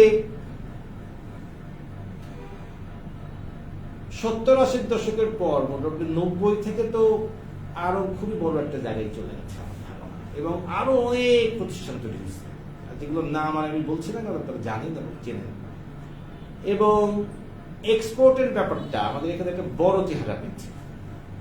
আমরা কাছে খোঁজ খবর করে দেখলাম যে যেই প্রতিষ্ঠানগুলো মোটামুটি ভালো আছে, চলছে, তারা কেউ লোকালি বিক্রি করে আরো ছাড়া, তারা সব এক্সপোর্টের। সেগুলো চেহারাও আমরা দেখি না। তারা গ্রামের মহিলারা করছে, হয়তো নীলফামারীতে, যশোরে, বগুড়ায়, বিভিন্ন জায়গায় কেউ বাস্কেট বানাইতেছে, কেউ অমুক বানিয়েছে, প্রকৃতিতে। এই জিনিসটা চলে যায় ইউরোপে, আমেরিকায়, জাপানে, মিডল ইস্টে কিংবা যারা যেখান যেখান থেকে এক্সপোর্টাররা অর্ডার দেয় সেসব জায়গায় চলে যায়। বলতে একটা বড় আমার কৌতূহল হলো, আচ্ছা ঘটনা কি ইউরোপের লোকেরা আমাদের তো একদিন বলছিল যে আর্টের ব্যাপারটা ছিল এবং আমাদের তো আর্ট শিখেছিল, এই ক্র্যাফটসের ব্যাপারে ওদের একটা আগ্রহ হলো। পরে আমি খেয়াল করে দেখি যে যেটা খুব গুরুত্বপূর্ণ, যে যেই সামাজিক অবকাঠামোর ভিতরে ক্র্যাফটসটা ডেভেলপ করছে, যেটা আমি একদম শুরুর দিকে বলেছি যে একদমই আমাদের জীবনযাপনের ধরনের ভিতর থেকে জিনিসটা তৈরি হচ্ছে। জীবনযাপন আমাদের যেমন চেঞ্জ হয়ে যাচ্ছে, বিকল্প বস্তু এসে গেছে। উদাহরণ দিচ্ছি, কারণ যে আপনারা যদি খেয়াল করেন ইদানিংকালে দিকে বেশি দিন কথা মাটির টব ব্যবহার করতাম না আমরা ছোটবেলা থেকে, দেখতেছি মাটির টব, এখন কিন্তু প্লাস্টিকের টব মাটির কালারে বাজারে এসেছে। তার মানে হচ্ছে মাটির টব যারা বানাতো তাদের কয়টা গেল। আপনি যখন বিকল্প বস্তু এসে যাবে এবং বড় পরিসরে যারা বড় কারখানা তৈরি করেছে, তারা এখন বড় কারখানার মানুষ যখন হাজির করবে কম পয়সায় প্রচুর বিক্রি করতে হবে তাকে, এটা হলো বড় পুঁজির স্বভাব। বড় পুঁজি কখনো ছোটদের জন্য কাজ করে না, তারা অনেক মানুষের জন্য কাজ করে, অল্প প্রোডাকশন করে না। পুঁজিবাদের মূল গল্পই কিন্তু এই। আপনি যদি পুঁজি কি করে কাজ করে যদি খেয়াল করেন, সেটা দেখবেন যে আসলে বড় পুঁজি সবসময় অনেক মানুষের জন্য কাজ করে এবং সার্ভ করে এবং অনেক বড় একটা অ্যামাউন্টের গল্পতে সেখানে পরিণত হয়। তা আমরা তো একটা ক্যাপিটাল স্টোরে বাস করি, এটা তো আমি আপনার না চাই বা না চাইলেই তো বাস্তবতা। সেই ক্যাপিটাল স্টোর কন্ট্রোল করে কিছু বুঝলো, সেটা আপনি আমেরিকা, ইসরায়েল কিংবা বাংলাদেশ বলেন, কোনো ফারাক নাই, সব জায়গায় ক্যাপিটাল স্টেট করে। এই ক্যাপিটালিস্টরা আসলে সবসময় ইন্ডাস্ট্রির পক্ষে। দেখবেন যে উন্নতি মানে হচ্ছে ইন্ডাস্ট্রি মানে বৃহৎ ইন্ডাস্ট্রি, এসএমই নয়। বা ছোট ছোট যে কুটির শিল্পের কথা যদি বলেন, এটা আসলে বাজে কথা, এটা হবে না। এরা সবাই বড় বড় ইন্ডাস্ট্রি তৈরি করেছে। এবং এই যে যেমন কাঁসা পিতল দিয়ে আমি আপনাকে বলি, কাঁসা পিতল তো খুব ভালো জিনিস এবং কাঁসা পিতলের খাওয়া স্বাস্থ্যকর। কাঁসা পিতলের জিনিস ভেঙে গেলে আপনি প্রায় সমমূল্যে আপনি বিক্রি করতে পারবেন, অনেক সুবিধা। কিন্তু কোন ইন্ডাস্ট্রি কাঁসা পিতলের পেছনে যায় না, কেন যায় না আমি জানি না, কিন্তু মেলামাইনকে ভাড়াই দিচ্ছেন না। মেলামাইন বড় বড় ইন্ডাস্ট্রি হবে, কারণ এদের খুব কম খরচে এটা করা সম্ভব এবং বিপুল পরিমাণ প্রোডাকশন করা সম্ভব। এবং আমি দেখেছি ব্যক্তিগত জীবনে যে এই ধামরায় কিংবা ইসলামপুরে যারা কাঁসা পিতল বানায় নিজেরা খাই মেলামাইন। কি ব্যাপার ভাই? আরে না, এটা ধোয়া ধুইতে অনেক ভেজা। মানে বুঝতে পারছেন, মানে এটা মাথার ভিতরে ঢুকাই দিচ্ছে নানা রকম ভঙ্গিতে। এবং এইভাবে আস্তে আস্তে পুরো ব্যাপারটা এমন ভাবে পেঁচাই গেছে যে বড় ইন্ডাস্ট্রি গুলা বিকল্প পণ্য তৈরি করে ফেলছে। যেমন ঝুড়ি, আমাদের ছোটবেলায় কিন্তু সব হচ্ছে বাঁশের, বেতের, রাইট? এখন সব প্লাস্টিক। এখন আমরা তো সবাই জানি যে প্লাস্টিক খারাপ, তারপরে প্লাস্টিক কেন বন্ধ করতে পারছি না? বন্ধ করতে পারছি না কারণ যারা বন্ধ করবে তারাই তো এটা বানায়। ব্যাপারটা তো এরকমই, যারা এইটা কন্ট্রোল করে, যারা কন্ট্রোল করার কথা, তারাই তো এটার মালিক। যেমন বাংলাদেশের ট্রেন ব্যবস্থা কেন ভালো হচ্ছে না? কারণ বাস ব্যবস্থা যারা কন্ট্রোল করে তারাই তো দেশটাও কন্ট্রোল করে। কোনোদিনই ট্রেনের লাভ হলে তোর লাভ না, কিন্তু বাসের লাভ হলে তোর লাভ। সিম্পল। একই ঘটনায় আমাদের এখানে এই ক্র্যাপসের ক্ষেত্রে প্রযোজ্য।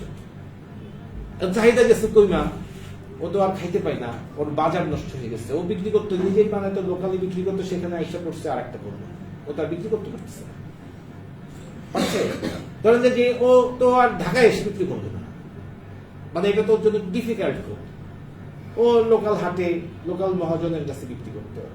আপনি জানেন না, আরঙের খুব ইন্টারেস্টিং একটা একটা ভূমিকা আছে এখানে। আমি আরঙের কথাটা বলতে পারি, তাহলে একটু বুঝতে পারবেন।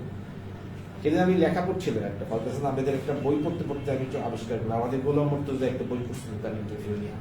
আপনি যদি বলতেছেন যে ওনারা যখন কাজ করতে গেলেন, দেখলো যে এই মহাজনদের কাছে আটকা থাকে আমাদের শিল্পীরা, লোকশিল্পীরা। মহাজনদের কাছে প্রোডাক্ট দিয়ে আসে, ঠিক আছে রেখে যাওয়া, বিক্রি হলে টাকা দিব না, আফটার সেল টাকা আর পাই না, বিক্রি হইলো না। ওনারা যেটা করেছিলেন খুব ইন্টারেস্টিং, ওনারা যেটা করেছিলেন সেটা হচ্ছে যে তুমি অর্ডার দিচ্ছো, প্রোডাক্ট দিয়ে গেছো, বাস তুমি টাকা পেয়ে যাবে, বিক্রি হলো কিনা তোমার কাজের জায়গা না। আর যে বিপুল পরিমাণ লোকে কাজ করে এবং কাজ করতে উৎসাহী, তার মূল কারণ কিন্তু এই, মানে মহাজনদের রিপ্লেসমেন্টে তারা একটা পজিটিভ রোল প্লে করেছে। এটা কিন্তু স্বীকার করতে হবে, আপনি আরঙ্গে যতই গেলেন না। কিন্তু বাস্তবতা কিন্তু এই যে আমাদের এই ক্রাফটসম্যানকে যে এখন কন্টিনিউ করতেছে, হাজার হাজার মানুষ যে কাজ করছে নানা রকম ভাবে, তার পেছনে আরবের একটা বড় ভূমিকা আছে, পজিটিভ ভূমিকা আছে। এটা না ডিজাইনে কি চেঞ্জ করছে না সেটা আটতে পারবে, সেটা আমি যাচ্ছি না। কেন বাংলাদেশের একটা বড় প্রতিষ্ঠানের চিফ ডিজাইনার একজন কাশ্মীরি এ প্রস্তুত তো করাই যায়, কিন্তু বিষয় হইতেছে যে তাদের কারণে যে এই যে বিপুল পরিমাণ বাংলাদেশের কারুশিল্পের একটা কাজ পেয়েছে বা এখনো পাচ্ছে, এবং তারা যে একটা বিপণনের মনোযোগ দিয়ে তারা যে একটা বাজারটা টিকে আছে। করেছে, এটা তো সত্যি, এটা তো সত্যি। আমি নিজেই এরকম অজস্র মানুষকে চিনি এবং জানি যারা আরো এর কারণে দাঁড়াইছে। এছাড়াও আরো অনেক প্রতিষ্ঠান আছে তারাও নিশ্চয় রোল প্লে করেছে, যেমন প্রকৃতি রোল প্লে করেছে, কারিতাস একটা লেভেল পর্যন্ত রোল প্লে করেছে, এবং আরো অনেক প্রতিষ্ঠান রোল প্লে করেছে। সবাই মিলেই একটা ট্যাক্সের জায়গাটাকে তৈরি করে রেখেছে। কিন্তু মজাটা হচ্ছে, যেটা আমার বলার কথা, যদি আপনি চাহিদা কমে যায় তাহলে তো আপনি আর কাজটা করতে উৎসাহ পাবেন না। তো লোক কারুশিল্পের একটা বড় সমস্যা হচ্ছে যে চাহিদাটা আস্তে আস্তে কমে যাচ্ছে, এবং জীবন জীবিকা যদি অনিশ্চিত হয়ে যায় তাহলে আপনি কতদিন আর এই আমার ঐতিহ্য মনে করিয়া আমার বাপ দাদা করতে বলে করবেন। জামদানি করার লোক এখন চলে যাচ্ছে ধ্যান খেলতে, কারণ ধ্যানে বেশি রোজগার। জামদানিতে কাজ করে পায় হচ্ছে 500 টাকা পার ডে ফর এক্সাম্পল ধরে, বা 300 টাকা। তো থেকে ভ্যানকে টানলে বেশি রোজগার, কেন জামদানি করবে? এটা একটা উদাহরণ আকারে বললাম, এরকম আরো দেওয়া যায়। র ম্যাটেরিয়াল একটা বড় সমস্যা, ঠিকঠাক মতো র ম্যাটেরিয়াল। যেমন সোলা শিল্পীরা বলছে যে ওদের আগে সোলা পাওয়া যেত, কিন্তু এখন সোলা খুবই কঠিন হয়ে যাচ্ছে পাওয়া। আপনাদের মার্স লাইন যেটা ছিল, পানি কমে যাইতেছে, এটা সোলাতে এমনি এমনি পাওয়া যায়। নওগাঁয়, মাগুরায় যেসব সোলা শিল্পীরা আছে তারা বলছে যে আমরা তো পাই না, এখন তার খরচ বেড়ে যাচ্ছে, বলেছি এখন জায়গা খুঁজে পেতেছে না, সোলার বিকল্প জিনিসপত্র এসে করছে, ফলে মার্কেট আস্তে আস্তে ছোট হচ্ছে, ম্যাটেরিয়াল পাওয়া যেতেছে না। এরপর আছে আপনার ধরেন মিডল ম্যানদের নানা রকমের কারসাজি, মহাজন, সবাই যে ভালো মহাজনের রকম তো বলা যাবে না। সমস্তটা মিলাই আমার মোদ্দা কথা যেটা হচ্ছে যে এভাবে দেখা যাচ্ছে যে বড় পুঁজির কাছে ছোট পুঁজি আস্তে আস্তে হেরে যাচ্ছে। এটা হচ্ছে ক্র্যাফটসের দিকে খেয়াল করবেন, দেখবেন যে আরো কিংবা এরকম যারা বড় ক্যাপিটাল আছে যাদের পেছনে, তাদের অবস্থা ভালো। যেটা ছোট ছোট রোল প্লে করতেছে, ছোট ছোট উদ্যোক্তা, ছোট ছোট শিল্পী, নিজেই উদ্যোক্তা, নিজেই শিল্পী, এরকম থাকে না, তাদের অবস্থা খারাপ। কারণ তাদের পিছনে তো বড় ক্যাপিটাল নেই, তারা রোলিং কোড কোনো একটা জায়গায় প্যাস খাই বলে তারা আটকে দিচ্ছে। এটা হচ্ছে একদমই মাঠ পর্যায়ে ঘোড়া জ্ঞানের কথা বললাম, এটা একেবারেই বই পড়া জ্ঞান না, এটাই বাস্তবতা। এটা একদমই ক্রাফটসম্যানদের সাথে দীর্ঘদিন কাজ করার পর আমার যেটা মনে হচ্ছে। কিন্তু দুঃখিত হবেন না, আশার আলো আছে। আশার আলো হচ্ছে যে এই যে আমি যদি আবার ফিরে যাই, দেখবেন যে একটা মানুষ ক্রাফটসম্যান কাজ তৈরি করতো, সেটা তার গ্রামের লোকই কিনতো বা আশেপাশের গ্রামের লোক কিনতো, এটা ছিল তার বাজার ও বিপণনের ব্যবস্থা। কারণ সেই যে ব্রিটিশ আমলের পর তো আমাদের যে এক্সপোর্টের মার্কেটটা তো নষ্ট হয়ে গেছে, আমরা ছিলাম করতাম এক্সপোর্ট, আমরা হয়ে যাচ্ছি বাজার। ইউরোপে বিশেষ ইংল্যান্ডে জিনিস এসে তো আমাদের বাজার ছেয়ে গেল। খেয়াল করবেন জিনিসটা, রাইট? এই পার্সপেক্টিভে এখন আমরা এই যে বিশেষত 71-এর পর 70-80 দশক পার হয়ে গেলে আস্তে আস্তে বাঙালি জাতীয়তাবোধ ইত্যাদি ইত্যাদির কারণে আমাদের এখানে মার্কেট তৈরি হচ্ছে। সেই মার্কেটটা কিন্তু আর গ্রামের বাজার, সেই মার্কেটটা হচ্ছে শহরের বিপণিবিতান এবং বিদেশের যে এক্সপোর্ট। এইটা একটা বড়। এখন যারা ক্রাফটসম্যানরা কাজ করে তারা আসলে এদের জন্য আছে মোস্টলি। কিছু লোক থাকতেই পারে এখনো পর্যন্ত, যে হয়তো যেমন ধরেন যে আমি কুষ্টিয়ার প্রদীপ নামে একজন ছেলেকে চিনি, দুর্গাচারাই বাড়ি, সে ধরেন কাজ করে এবং সে বলতেছে যে সে ওই মুরগি রাখার ঝাঁপি তৈরি করে। গরু নদীতে দেখছি বিরাট একটা রূপ তৈরি হচ্ছে। হ্যাঁ পাশে হ্যাঁ গরু নদী আরো অনেক জায়গাতে আছে। আমি এটা জাস্ট প্রদীপের গল্পটা বললাম। সে খুব ভালো মাসের কাজ করে, আর একটা অর্ডার পাইছে ঢাকা থেকে, কোনো না কোনো জায়গা থেকে। তো বলতেছে যে দাদা আমার তো ওই দুটো দিদের 4টে যদি আমি ঝাঁপ বানাতে পারি তাহলে আমার 200-800 টাকা হয়, এটা আমার খুব দরকার। আপনি কি বলতেছেন এগুলো আমার কুশাল? মানে ওই লোকাল মার্কেটকে যে এখনো কেউ কেউ সার্ভ করে না তা না, ছোট পরিসরে এটা আছে, কিন্তু বড় মার্কেটটা তার ওরা ওই রকমই ছোট পরিসরে থাকে। হঠাৎ করে মুরগির ঝাঁপ যদি ধরেন চাইনিজরা বানায় ফেলে তাহলে কিন্তু বাজারের সম্পর্ক আছে প্রবল ভাবে। যতক্ষণ না পর্যন্ত বড় ক্যাপিটাল যুক্ত হয়ে সেই টাকাটাকে একটা নতুন, যেমন ধরেন যে বাঁশ দিয়ে বানানো সরবুজ বলতাম আমরা আমাদের এলাকায়, ধরেন যে বাঁশকে একবারে খাবার টাবার ঢেকে রাখার জিনিস আমরা সবসময় বাঁশের অলমোস্ট নাই, এখন পাতা প্লাস্টিক হয়ে গেছে। এই যে ব্যাপারটা ঘটছে তাতে আমি যেটা দেখেছি যে কারুশিল্পের দুটো বাজার ছিল, বাজার তৈরি হয়েছে ইদানিংকালে। একটা হচ্ছে শহরের বিপণী বিতানগুলোতে কারা আসতেছে, এলিটরা আসতেছে, বড় লোকেরা আসতেছে, এবং একটা চেহারা তৈরি হতেছে। সেটা কি? এটা হচ্ছে এক্সপেন্সিভ। ক্র্যাবস কিন্তু এখন আর খুব সস্তা জিনিস না, এটা হয়ে উঠেছে এক্সপেন্সিভ। একই সঙ্গে এক্সক্লুসিভ বা প্রিমিয়াম প্রোডাক্ট হিসাবে এটাকে দেখা হইতেছে। বলা হইতেছে কি এটা একই সাথে মানে থাকে না যে ইকো ফ্রেন্ডলি ব্যাপার গুলো এখানে আছে। এটা মানে আমরা পৃথিবীটাকে মোটামুটি যখন ধ্বংস করার দ্বার প্রান্তে নিয়ে গেছি শিল্প বিপ্লবের নাম দিয়ে, তারপরে বলতেছে না না এটা ঠিক না, আমরা এখন চলো আমরা পরিবেশের প্রতি আমাদের খেয়াল রাখতে হবে। ক্লাইমেট চেঞ্জ একটা বড় ইস্যু। ক্লাইমেট চেঞ্জ আমি তো এইভাবে সুন্দর করে বলি, ক্লাইমেট চেঞ্জ একটা বড় ইস্যু, তো আমরা আগে করে এটা তো আসলে সবাই হিসাব করলে সবাই জানতো। ওরা ভাবছিল যে এই ঝামেলাগুলো আমরা এই ল্যাটিন আমেরিকা, আফ্রিকা আর এশিয়ার দেশগুলো তো দিয়ে দেবো, ওরা মরুক, আমরা ভালো থাকি। কিন্তু এখন দেখতেছে এশিয়া মরে গেলে ও মরবে, ও বাঁচার কোনো চান্স নাই, তাড়াতাড়ি কোনো টাকা ঢালতেছে ক্লাইমেট চেঞ্জ আমাদেরকে বড় সমস্যাকে ঠেকাইতে হবে। এর তো কারণ আর নাই, সমস্যা তো ওরাই তৈরি করছে। আপনি যদি খেয়াল করে দেখেন যারা এই ইন্ডাস্ট্রি তৈরি করছে তারাই তো ক্লাইমেট চেঞ্জের জন্য দায়ী। আসলে গ্রামের যে কামার কুমার কোনো কারুশিল্পীতে ক্লাইমেট চেঞ্জের জন্য দায়ী না, আমি দায়িত্ব নিয়ে করতেছি। কারুশিল্পীরা তো ঝামেলারা পাকায় নাই, তারা যে প্রসেসে কাজ করে, যে ম্যাটেরিয়াল নিয়ে কাজ করে, তার জন্য সেটা তো পৃথিবীর জন্য, পরিবেশের জন্য হুমকি স্বরূপ না।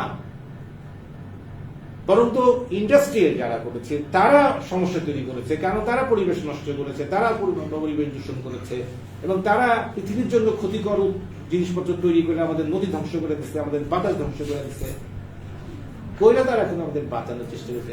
তারা এই জন্য মনোযোগ দিচ্ছে ইকো ফ্রেন্ডলি ম্যাটেরিয়াল কিনতে হবে, সাস্টেনেবল নেই। মানে আগে ডেভেলপমেন্টটা সাস্টেনেবল ছিল, এতেই প্রমাণ হয় নাকি? এনজিও তো বসে বলতেছি কথা, আবার বাইরেতে দেখে না সম্ভব। কিন্তু ব্যাপারটাই যে আগের যে সাস্টেনেবল ছিল না এটা ওরাও জানতো, কিন্তু এটা আলোচনায় আসে নাই। যখন তারা বুঝছে যে এটা ঝামেলা, তখন তারা একটু মনোযোগ দিচ্ছে। ঐতিহ্যের কথা যদি আপনি খেয়াল করেন যে কিছু তো আছে ঐতিহ্যের সার। ধরেন বাংলাদেশের ডায়াসপোরা কমিউনিটি রয়েছে বিশাল, এখন তো কয় কোটি লোক আমি জানি না কোনো পরিসংখ্যান, নিশ্চয়ই একটা বড় একটা অংশ, একটা মানুষ তো বাইরে থাকে, তারা আমাদের এই কালচারাল জিনিসগুলোকে ফ্যাক্টরি করার চেষ্টা করে, আসা যাওয়ার করছে, তারা দিচ্ছে এটা আমরা জানি, এবং বাইরের দেশের মানুষ এটাকে স্মারক হিসেবে নেয়। এটা একটা জায়গা তৈরি হচ্ছে, কারণ এখন এই বড় লোকরা যেসব জায়গায় যায়, ফরেনাররা যেসব জায়গায়, এই সবগুলোতে জায়গাগুলোতে যে জিনিসগুলো পাওয়া যায় এরকম ব্যবস্থা করা হচ্ছে, বিপণন ব্যবস্থাটা এরকম হচ্ছে। আর গ্রামীণ প্রেক্ষাপটে অর্থনৈতিক উন্নয়নের যে জায়গাটা, সেখানে ধরেন যে ডেভেলপমেন্টের অস্ত্র হিসাবে এটাকে দেখা হচ্ছে, যে গ্রামের মানুষের উন্নতি ঘটবে, তাদের একটা স্বাবলম্বী হয়ে ওঠার ক্ষেত্রে এই জন্য ফান্ড আসছে, ফলে তো এটা একটা পজিটিভ দিক বলে আমি মনে করছি। আর একটা ব্যাপার ঘটেছে, সেটা হচ্ছে তথ্য প্রযুক্তির যে উন্নতি ঘটছে, জামদানি তাতে সরাসরি এখন বেচতে দিতে পারতেছে, কিংবা ধরেন যে ধামরায় কি করে কাজ হয় ও একটা সুন্দর করে রেডি করে সরাসরি ক্লায়েন্টের সাথে একটা যোগাযোগ তৈরি হইতেছে কারুশিল্পের ক্ষেত্রে। এটা কিন্তু আগে ছিল না। আপনি 80s ফিরে যান, বেশি দূর যেতে বলতেছেন, আপনি 90s ফিরে যান, তাও আপনি পাবেন। এইটা কিন্তু এই তথ্য প্রযুক্তির একটা বড় পরিবর্তনের কারণে আমার মনে হয় যে একটা বড় পরিবর্তন ঘটে গেছে। কিন্তু একটা যেটা লক্ষণীয় সেটা হইতেছে যে তাহলে কি দাঁড়ালো, কারুশিল্প তাহলে এখন কারা করছে? দেশি বিদেশি ধনিক শ্রেণী এবং অল্প কিছু কালচারাল মিডল ক্লাস। আমরা যারা একটু কালচারাল মিডল ক্লাস, একটু কালচার করি, কালচার বেচে খাই, আমরাও কিনি না, আমাদের পয়সা কম কিন্তু আমরা কিনি, এবং ধনীরা শ্রেণী তো কিনছে দেশের এবং বিদেশের লোক। তাহলে আপনি বুঝতে পারছেন তো কি বললাম? বোনাতুদ্দিন খান জাহাঙ্গীর কি বলতেছে সেটা শোনেন। ঐতিহ্যের নবায়ন করবেন কারা? এস্টাবলিশমেন্ট না জনসাধারণ? এস্টাবলিশমেন্ট যদি ঐতিহ্যের নবায়ন করে, যেমন করছে বর্তমান মুহূর্তে, লোকশিল্প পর্যবেসিত হয় ব্যবসাদারিতে। আর যদি জনসাধারণ নবায়ন করে, তাহলে লোকশিল্প পরিণত জীবনের সরঞ্জাম। তিনি আরো বলছেন, বুর্জোয়ারা বর্তমানে বৈচিত্র্য চান। উন্নত ধনতান্ত্রিক দেশগুলিতে কীটকৌশল শিল্পের বিভিন্ন শাখায় যান্ত্রিকতা তৈরি করে। এক ব্যক্তির যা আছে অন্য ব্যক্তিরও তাই আছে। এই সমাজ পরিসরে পিছিয়ে থাকা দেশগুলো শিল্প ক্ষেত্রে বৈচিত্র্য যোগায়, আর অধিকাংশ বৈচিত্র্য আসে লোকশিল্পের নিকট থেকে। এভাবে লোকশিল্প রপ্তানি শিল্পে পর্যবেসিত হয়েছে। আমার কথা না ভাই, বেঁকে চাকরি বলছে, আমার দোষ দিয়ে না। ব্যাপারটা আলটিমেটলি কি দাঁড়াবো শেষ পর্যন্ত? বৈচিত্র্য খুঁজতেছে তারা, কারণ বড় ধনী শ্রেণীরা যা করে সেটা তো জানেন যে আমার কাছে যা আছে আপনার কাছে তা আছে, এখানে তো বৈচিত্র্যটা কি, আমার কাছে আফ্রিকান মাস্ক আছে, আমার কাছে ইন্ডিয়ান টেক্সটাইল আছে, এইটা হইতেছে তাদের একটা প্রতিযোগিতার গল্প, তাদের একটা বৈচিত্র্যের গল্প। এভাবে দেখেন, যদি খেয়াল করেন যে আমরা জানতাম যে চারুকলাতে ছিল ধনিক শ্রেণীর গল্প আর ক্রাফটসটা ছিল হলো সাধারণ মানুষের জিনিস, কিন্তু এখন এই 21 শতকে আইসা এখন দেখতেছি ক্রাফটসটাও আসলে সাধারণের না, ক্রাফটসটাও হয়ে গেছে ধনিক শ্রেণীর ব্যাপার এবং এক্সপোর্টের ব্যাপার। এই হলো আমার মূল প্রতিপাদ্য বিষয়। এই জন্য আমি শুরুতেই বলেছিলাম কারুশিল্প। ধন্যবাদ। তাহলে প্রমাণ হলো কারুশিল্প তাহলে এলিট সিন দেবে। হ্যাঁ, আমি তো সেটাই বলার চেষ্টা করলাম যে আসলে পুঁজিবাদী সাধারণের বলে কিছু আর নাই। তাহলে পুঁজির এবং কি বলে এলিটের কাছেই আমরা পুঁজিবাদী সমাজে আসলে শেষ পর্যন্ত তারা যেটা ঠিক করে দেবে সেটাই হবে। আমি আপনি আসলে সেটা অনুসরণ করবো কিংবা মাঝে মাঝে একটু বকর বকর করতে পারি, এরপর এর বেশি কিছু আমাদের আর সামর্থ্য আছে বলে আমি মনে করি না।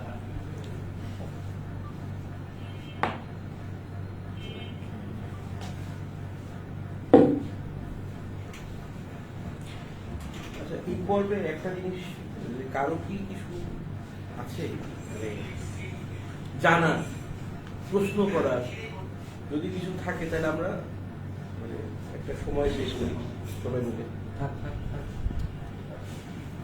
কারো ভিতরে কিছু আমি একটু কমপ্লিমেন্ট করি, আসলে ঠিক প্রশ্ন করা কেউ শেষে তো প্রশ্ন যেটা করেছে সেটা উত্তরে দিয়ে ফেলেছে। আমরা এইটা একটা কমন ট্রেন্ড না, যে আমাদের আর্ট ফর্ম, আমি গানের ক্ষেত্রে যদি বলি যে আমাদের ক্লাসিক্যাল মিউজিক আর ফোক মিউজিকের যে ক্যাটাগরাইজেশনটা করা হয়েছে, সেখানেও এই ধরনের একটা প্রপঞ্চ খুব ডিসকোর্স হিসেবে স্টাবলিশড, যে লোকসঙ্গীত মানে একটু নিচু দরের, মানে গণমানুষের মানে আসলে সাপোর্ট আমাদের, আর ক্লাসিক্যালটা খুব এলিট বর্গের এবং সেটা ফাইনেস্ট, এই স্বীকৃতির প্র্যাকটিসটা। সো কারুশিল্পের এখানে আমাদের দুই জায়গায় তো আমরা অলমোস্ট সেম জিনিস চলছে, কিন্তু গানের ক্ষেত্রে হয়তো সেটা অনেক জায়গায় বর্ডার ক্রস করে গেছে, টিকে গেছে। আবার এখন কারুশিল্পের ক্ষেত্রে আমরা সেটার কি সেই সম্ভাবনাটুকু নাই, বা একাডেমিয়ায় সেটাকে অতটা নেয়নি। আমরা যা দেখি যে যেটা বর্ডার ক্রস করে গেছে, ফাইট ব্যাক করারও তো একটা জায়গা আছে, এই মালিকানাটা লোকশিল্পে রাখার, মানে জনমানুষের হাতে রাখার।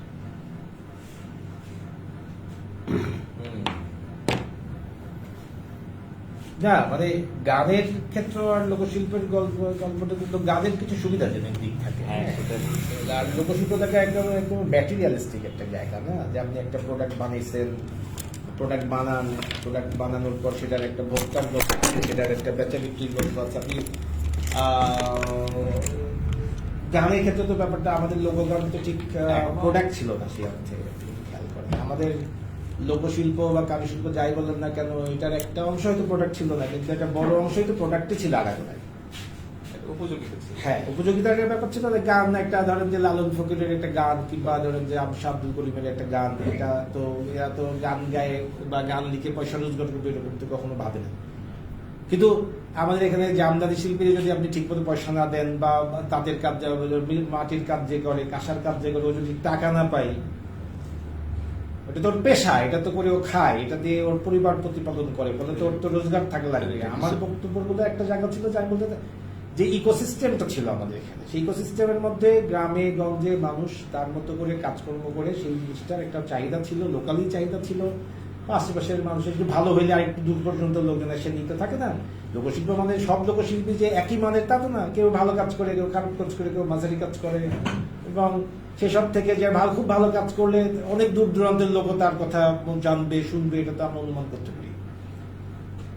সেইটা ছিল, ফলত সেই পার্সপেক্টিভটা ছিল। আমার যে মধ্যে কথাটা আজকে আমি এখানে বলার চেষ্টা করেছি, যে আসলে এই পুঁজিবাদী সমাজে এর বাইরে আসলে আর কোনো জায়গা আছে কিনা আমি আসলে দেখছি না, এবং যদি থাকে না তো ভালো। কিন্তু ইস্যুটা হচ্ছে যে লোকাল যে মার্কেট, মানে এটা তো একটা ক্যাপিটালিজমটা একটা বাজার ব্যবস্থার সাথে খুব গভীরভাবে সম্পর্কযুক্ত। এই বাজারকে তো সব নিয়ন্ত্রণ করে তার প্রয়োজন হতো। উদাহরণ দিচ্ছে, যেমন ধরেন যে আমাদের এখানে ন্যাচারাল ডাই ছিল, শত শত বছর ধরে ছিল, কিন্তু ব্রিটিশরা যখন 20 শতকের গোড়ার দিকে ডেভেলপমেন্ট করতে চাইলো, তারা বলতে চাইলে তাঁত শিল্পের ডেভেলপমেন্ট করা লাগবে, তখন তারা এই ফ্লাই শাটল লুম আনলো, তারা জ্যাকার্ড আনলো, ডবি আনলো, এবং তারা প্রথম কি করে একটা স্কুল বানালো, টেক্সটাইল স্কুল।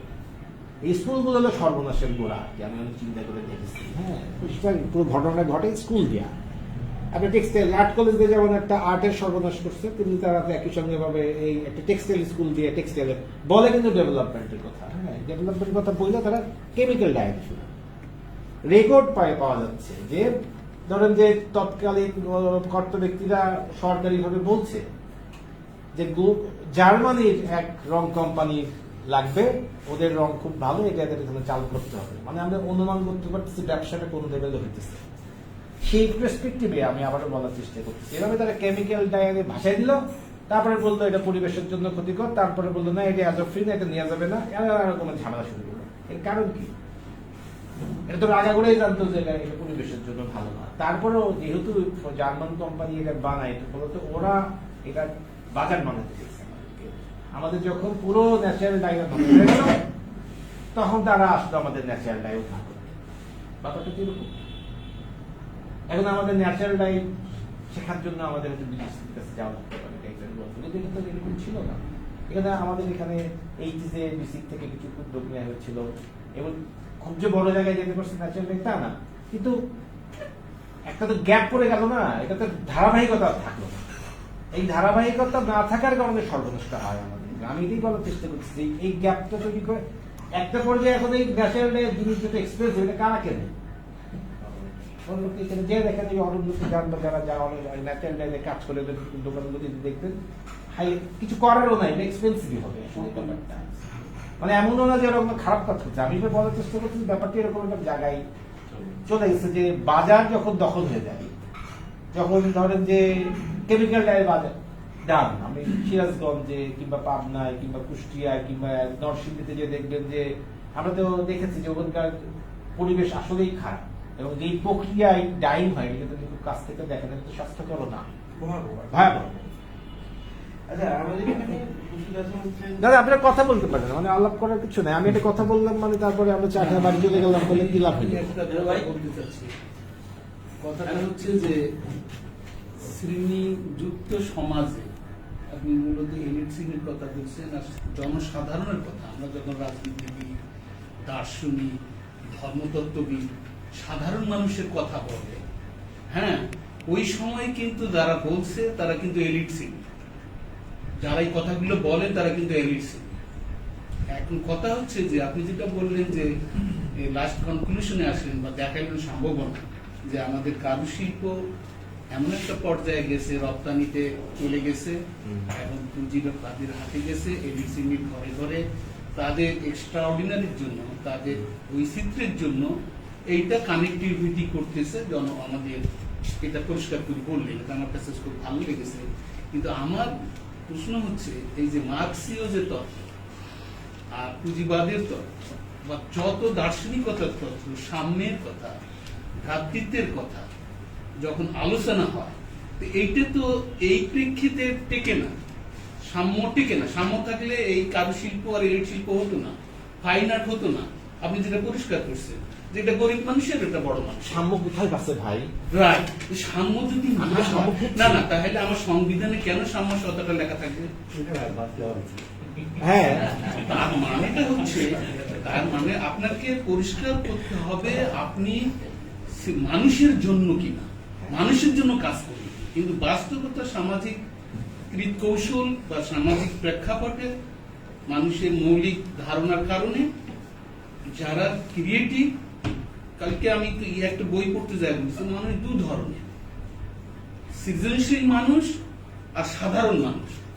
সৃজনশীল মানুষকে ঠেকানো যায় না, সে গরিবের ঘরেই হোক, ওখানে গানের সুর সে বার করতে কৌশল বা যেটা কারুশিল্প এটা বলবেন। কিন্তু এই সোসাইটির মধ্যে যখন এই ধরনের একটা সমাজে নিটসে একটা প্রশ্ন করছিলেন যে সমাজে উনি সবকিছু উৎস খুঁজে পায়, আভিজাত্য শ্রেণীর উৎস খুঁজে পায় না। উনি পরিষ্কার করতেছে যে আমি সবকিছু, গরিব কোথায় হলো, শিল্প কোথায় হলো, বড় লোক কোথায়, এই সব খুঁজে পাচ্ছি যে কার্যকারণ। কিন্তু আভিজাত্য শ্রেণী কিভাবে তৈরি হয় এটা কিন্তু খুঁজে পান না। তার মানে আমি যেটা বলতে চাচ্ছি যে এই সমাজের মধ্যে যখন বুদ্ধিমান যারাই মাতাব্বর হয়, যারা ইন্টেলেকচুয়াল, তারাই নেতৃত্ব দেয়, তারা তো সাধারণের সঙ্গে মার্চ করে না। এই সমস্যার সমাধানটা কি হবে? Thank you. সাইকুল ভাই, আপনি কিছু বলবেন? সাইকুল ভাই দীর্ঘদিন এই ট্যাপস নিয়ে বা এইসব নিয়ে কাজ করেন, তো আপনার যদি কিছু বলার নেই? জ্যোতিদা কিছু বলবে? একটা কথা যেটা যারা বেশি করেছে ওই জায়গায়, যে ফিউচার ইজ হ্যান্ডমেড, ওই জায়গায় আমাদের একমাত্র আসার জায়গা আর কি। জ্যোতিদা ওইটা এখানে ওইটা এখানে এই বিষয়গুলো কারুশিল্পের ওইটা ওইটা শব্দের অর্থটা বুঝলাম, শব্দের অর্থ যে পাল্টাই গেছে সেটাও বুঝলাম। এইদিকে না, আরে ওই পাশে যাও। এটা যে আমাদের কাছ থেকে বড় ব্যবসায়ীদের হাতে হাতছাড়া হয়ে যাচ্ছে সেটাও দেখলাম, কিন্তু এটা মানুষেরই ছিল। জাহাঙ্গীরের ছবি আঁকার যে টিম, সেখানে হকিন্স বা টমাস রো, যারা কি ইউরোপের ছবির সাথে জাহাঙ্গীরের পরিচয় করা দিয়েছিলেন, দুটোই ছিল হচ্ছে মানে মুঘলরা শুধু না, মানে সমস্ত রাজরাজারা ওই দেশের শিল্পীদেরকেই ডেকে নিতেন। ঘটনা হচ্ছে কি, সেজন্যই সমাজের নারীর সঙ্গে সেখানকার একটা সম্পর্ক ছিল। ওরা এমনকি যদি আমরা পিকাসোর কথা বলি, পিকাসো কিন্তু আফ্রিকার মোটিভ গুলো নিয়েছিল, অর্থাৎ সেখানকার মানুষের সাথেই তার মানে পিকাসোর মোটিভ গুলো তো ওখান থেকেও আসছে। এখানে দেখা যায় আর কিছু বক্স পাওয়া যায়। এটা হচ্ছে একটা লেনদেনের বিষয়, এখানে শ্রেণীটা মুখ্য না। এখন এখানে দ্রিমু বলে সব জায়গায় দ্রিমু, মার্ক্সবাদী চিন্তা এটা করতেই হবে, কারণ যারা এটা আলোচনা করতেন তারা মার্ক্সবাদ নিজেই বলেন গন্ডগোল হয়ে গেছে এখানে। সেই জন্যই সঙ্গীতের ব্যাপারটাও ওরকম উঁচু নিচু না। আগে কুটির শিল্পীদেরকেই রাজা মহারাজারা প্রমোট করতেন।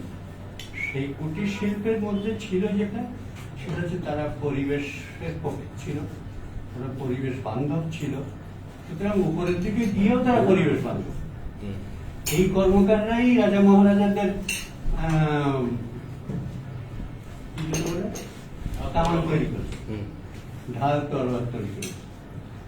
এখন ও যেহেতু সম্রাটের তলোয়ার তৈরি করতো, সেজন্য ও একটা শ্রেণী শত্রু এইটা না, কারণ ও হচ্ছে ক্রাফটসম্যান, ও হচ্ছে কুটির শিল্পী। কুটির শিল্পীদেরকেই রাজা মহারাজা প্রমোট করত। এখন বিনয় ঘোষ যেটা বলছেন যে এই ধরনের কাজের পৃষ্ঠপোষকতা থাকতে হয়। পৃষ্ঠপোষকতা হচ্ছে এই রাজা মহারাজারই করেছে, বড় লোকেরই করেছে। এখন বেঙ্গল করবে, এখন সালমান রহমান করবে, যদি করে করবে কি না করবে যেখানে আমি জানি অবস্থা কি। এখন ঘটনা হচ্ছে এখানে আমাদের দেশে যে বড় লোকরা তৈরি হয়েছে, সেখানে প্রচলিত যে মার্ক্সীয় পদ্ধতিতে যে সমস্ত পুঁজিবাদী পুঁজির মালিক তৈরি হয়, আমাদের দেশে কম্পিউটার বুর্জোয়ারা ওই শিল্প সত্তা তাদের মধ্যে তৈরি করে। সমস্ত জায়গাতেই এই আধুনিক যুগে বুর্জোয়াজি এটা করেছে, কিন্তু আমাদের দেশে হয়নি। কেননা আমাদের দেশে হচ্ছে লুটপাট। কেন বেসিক্যালি বরগুনা থেকে উঠে এসে গুলশানে বাড়ি বানাইছে, ওটা এখন অন্তত রং চলে না, জামা কাপড় চলে না, ওর বউ কোন কাপড় পরতে হয় সে রঙও জানে। ও আরো যায় ইংল্যান্ডের থেকে ঘুরে এসে রং কালছেন, পরে এসে বলে যে এইটা আমার কিনে দাও। এখন নিউ মার্কেটে খান ব্রাদার্স এর কাপড় আমাদের দেশের বরগুনা থেকে উঠে আসা বড় লোকরা কেনে না, কারণ খান ব্রাদার্স হচ্ছে আসলে বড় ভালো জিনিসের বিক্রেতা। এখন ঘটনা হচ্ছে কি, এইভাবে না দেখে আমাদের দেখা এবং বোঝার দৃষ্টিভঙ্গিটাই তৈরি করতে হবে যে আমাদের দেশে মানুষের লোকজ্ঞান ছিল। এই লোকজ্ঞানের মধ্যে থেকেই হরিচরণ কারু শব্দটাকেই বের করে গেছে। কারণ ওইটা আমাদের সমাজে ছিল কিন্তু আমাদের কাছে যাদের কাছে নেই, উনি এককভাবেই এটা 25 বছর ধরে খুঁজে বের করে, কারণ উনি ওনার পাণ্ডিত্য ছিল। রবীন্দ্রনাথ বলছিল তুই বেটা এটা কাজ করে খা, তুই করে গেলে এটা চিরকালের জন্য কাজে লাগবে। তা আমাদের দেশের বড় লোকরা একটা বাড়িও বানায়নি, সে বাড়িটা লোক দেখতে যাবে। সে বানিয়েছে খুব খারাপ সামন্ত কি ঢাকা দিয়ে কি নবটা জুতোর ব্যবসা করতো, চামড়ার ব্যবসা করতো। তো প্রথম জীবনে তো অখ্যাত ছিল, প্রথম জীবনে তো অচ্ছুত ছিল। ওদের আর্মেনিয়ানরা বা অন্য ঢাকার বড় লোকরা ঢাকার নবাবদের দেখতে পারতো না। পরবর্তীকালে 100 বছরের মধ্যে যখন বড় লোক হয়ে গেল, তখন তারা একটা বাড়ি অন্তত বানিয়েছে। সালমান রহমান একটা বাড়িও বানিয়ে নিয়েছে, যেটা পরবর্তীকালের প্রজন্মরা দেখতে যাবে।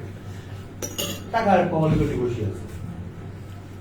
ফলে ছিল যখন তখন ধরা পড়ছে, এবার একটা চোরামি করে। আইনমন্ত্রী বলছে বেটা আমাদের ধরলি ওরে ধরলি। ওই স্টোরিটা ঠিক কিনা তাও মুশকিল। মুশকিল না, এটাই হচ্ছে সমাজ। আমরা কোনো বলি নেই। সঙ্গীত তাই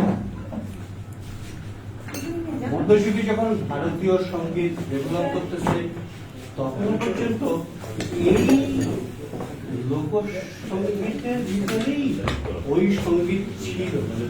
সেই জন্যই এখন এই যে কি সঙ্গীত বলে, এইটা ইংরেজিতে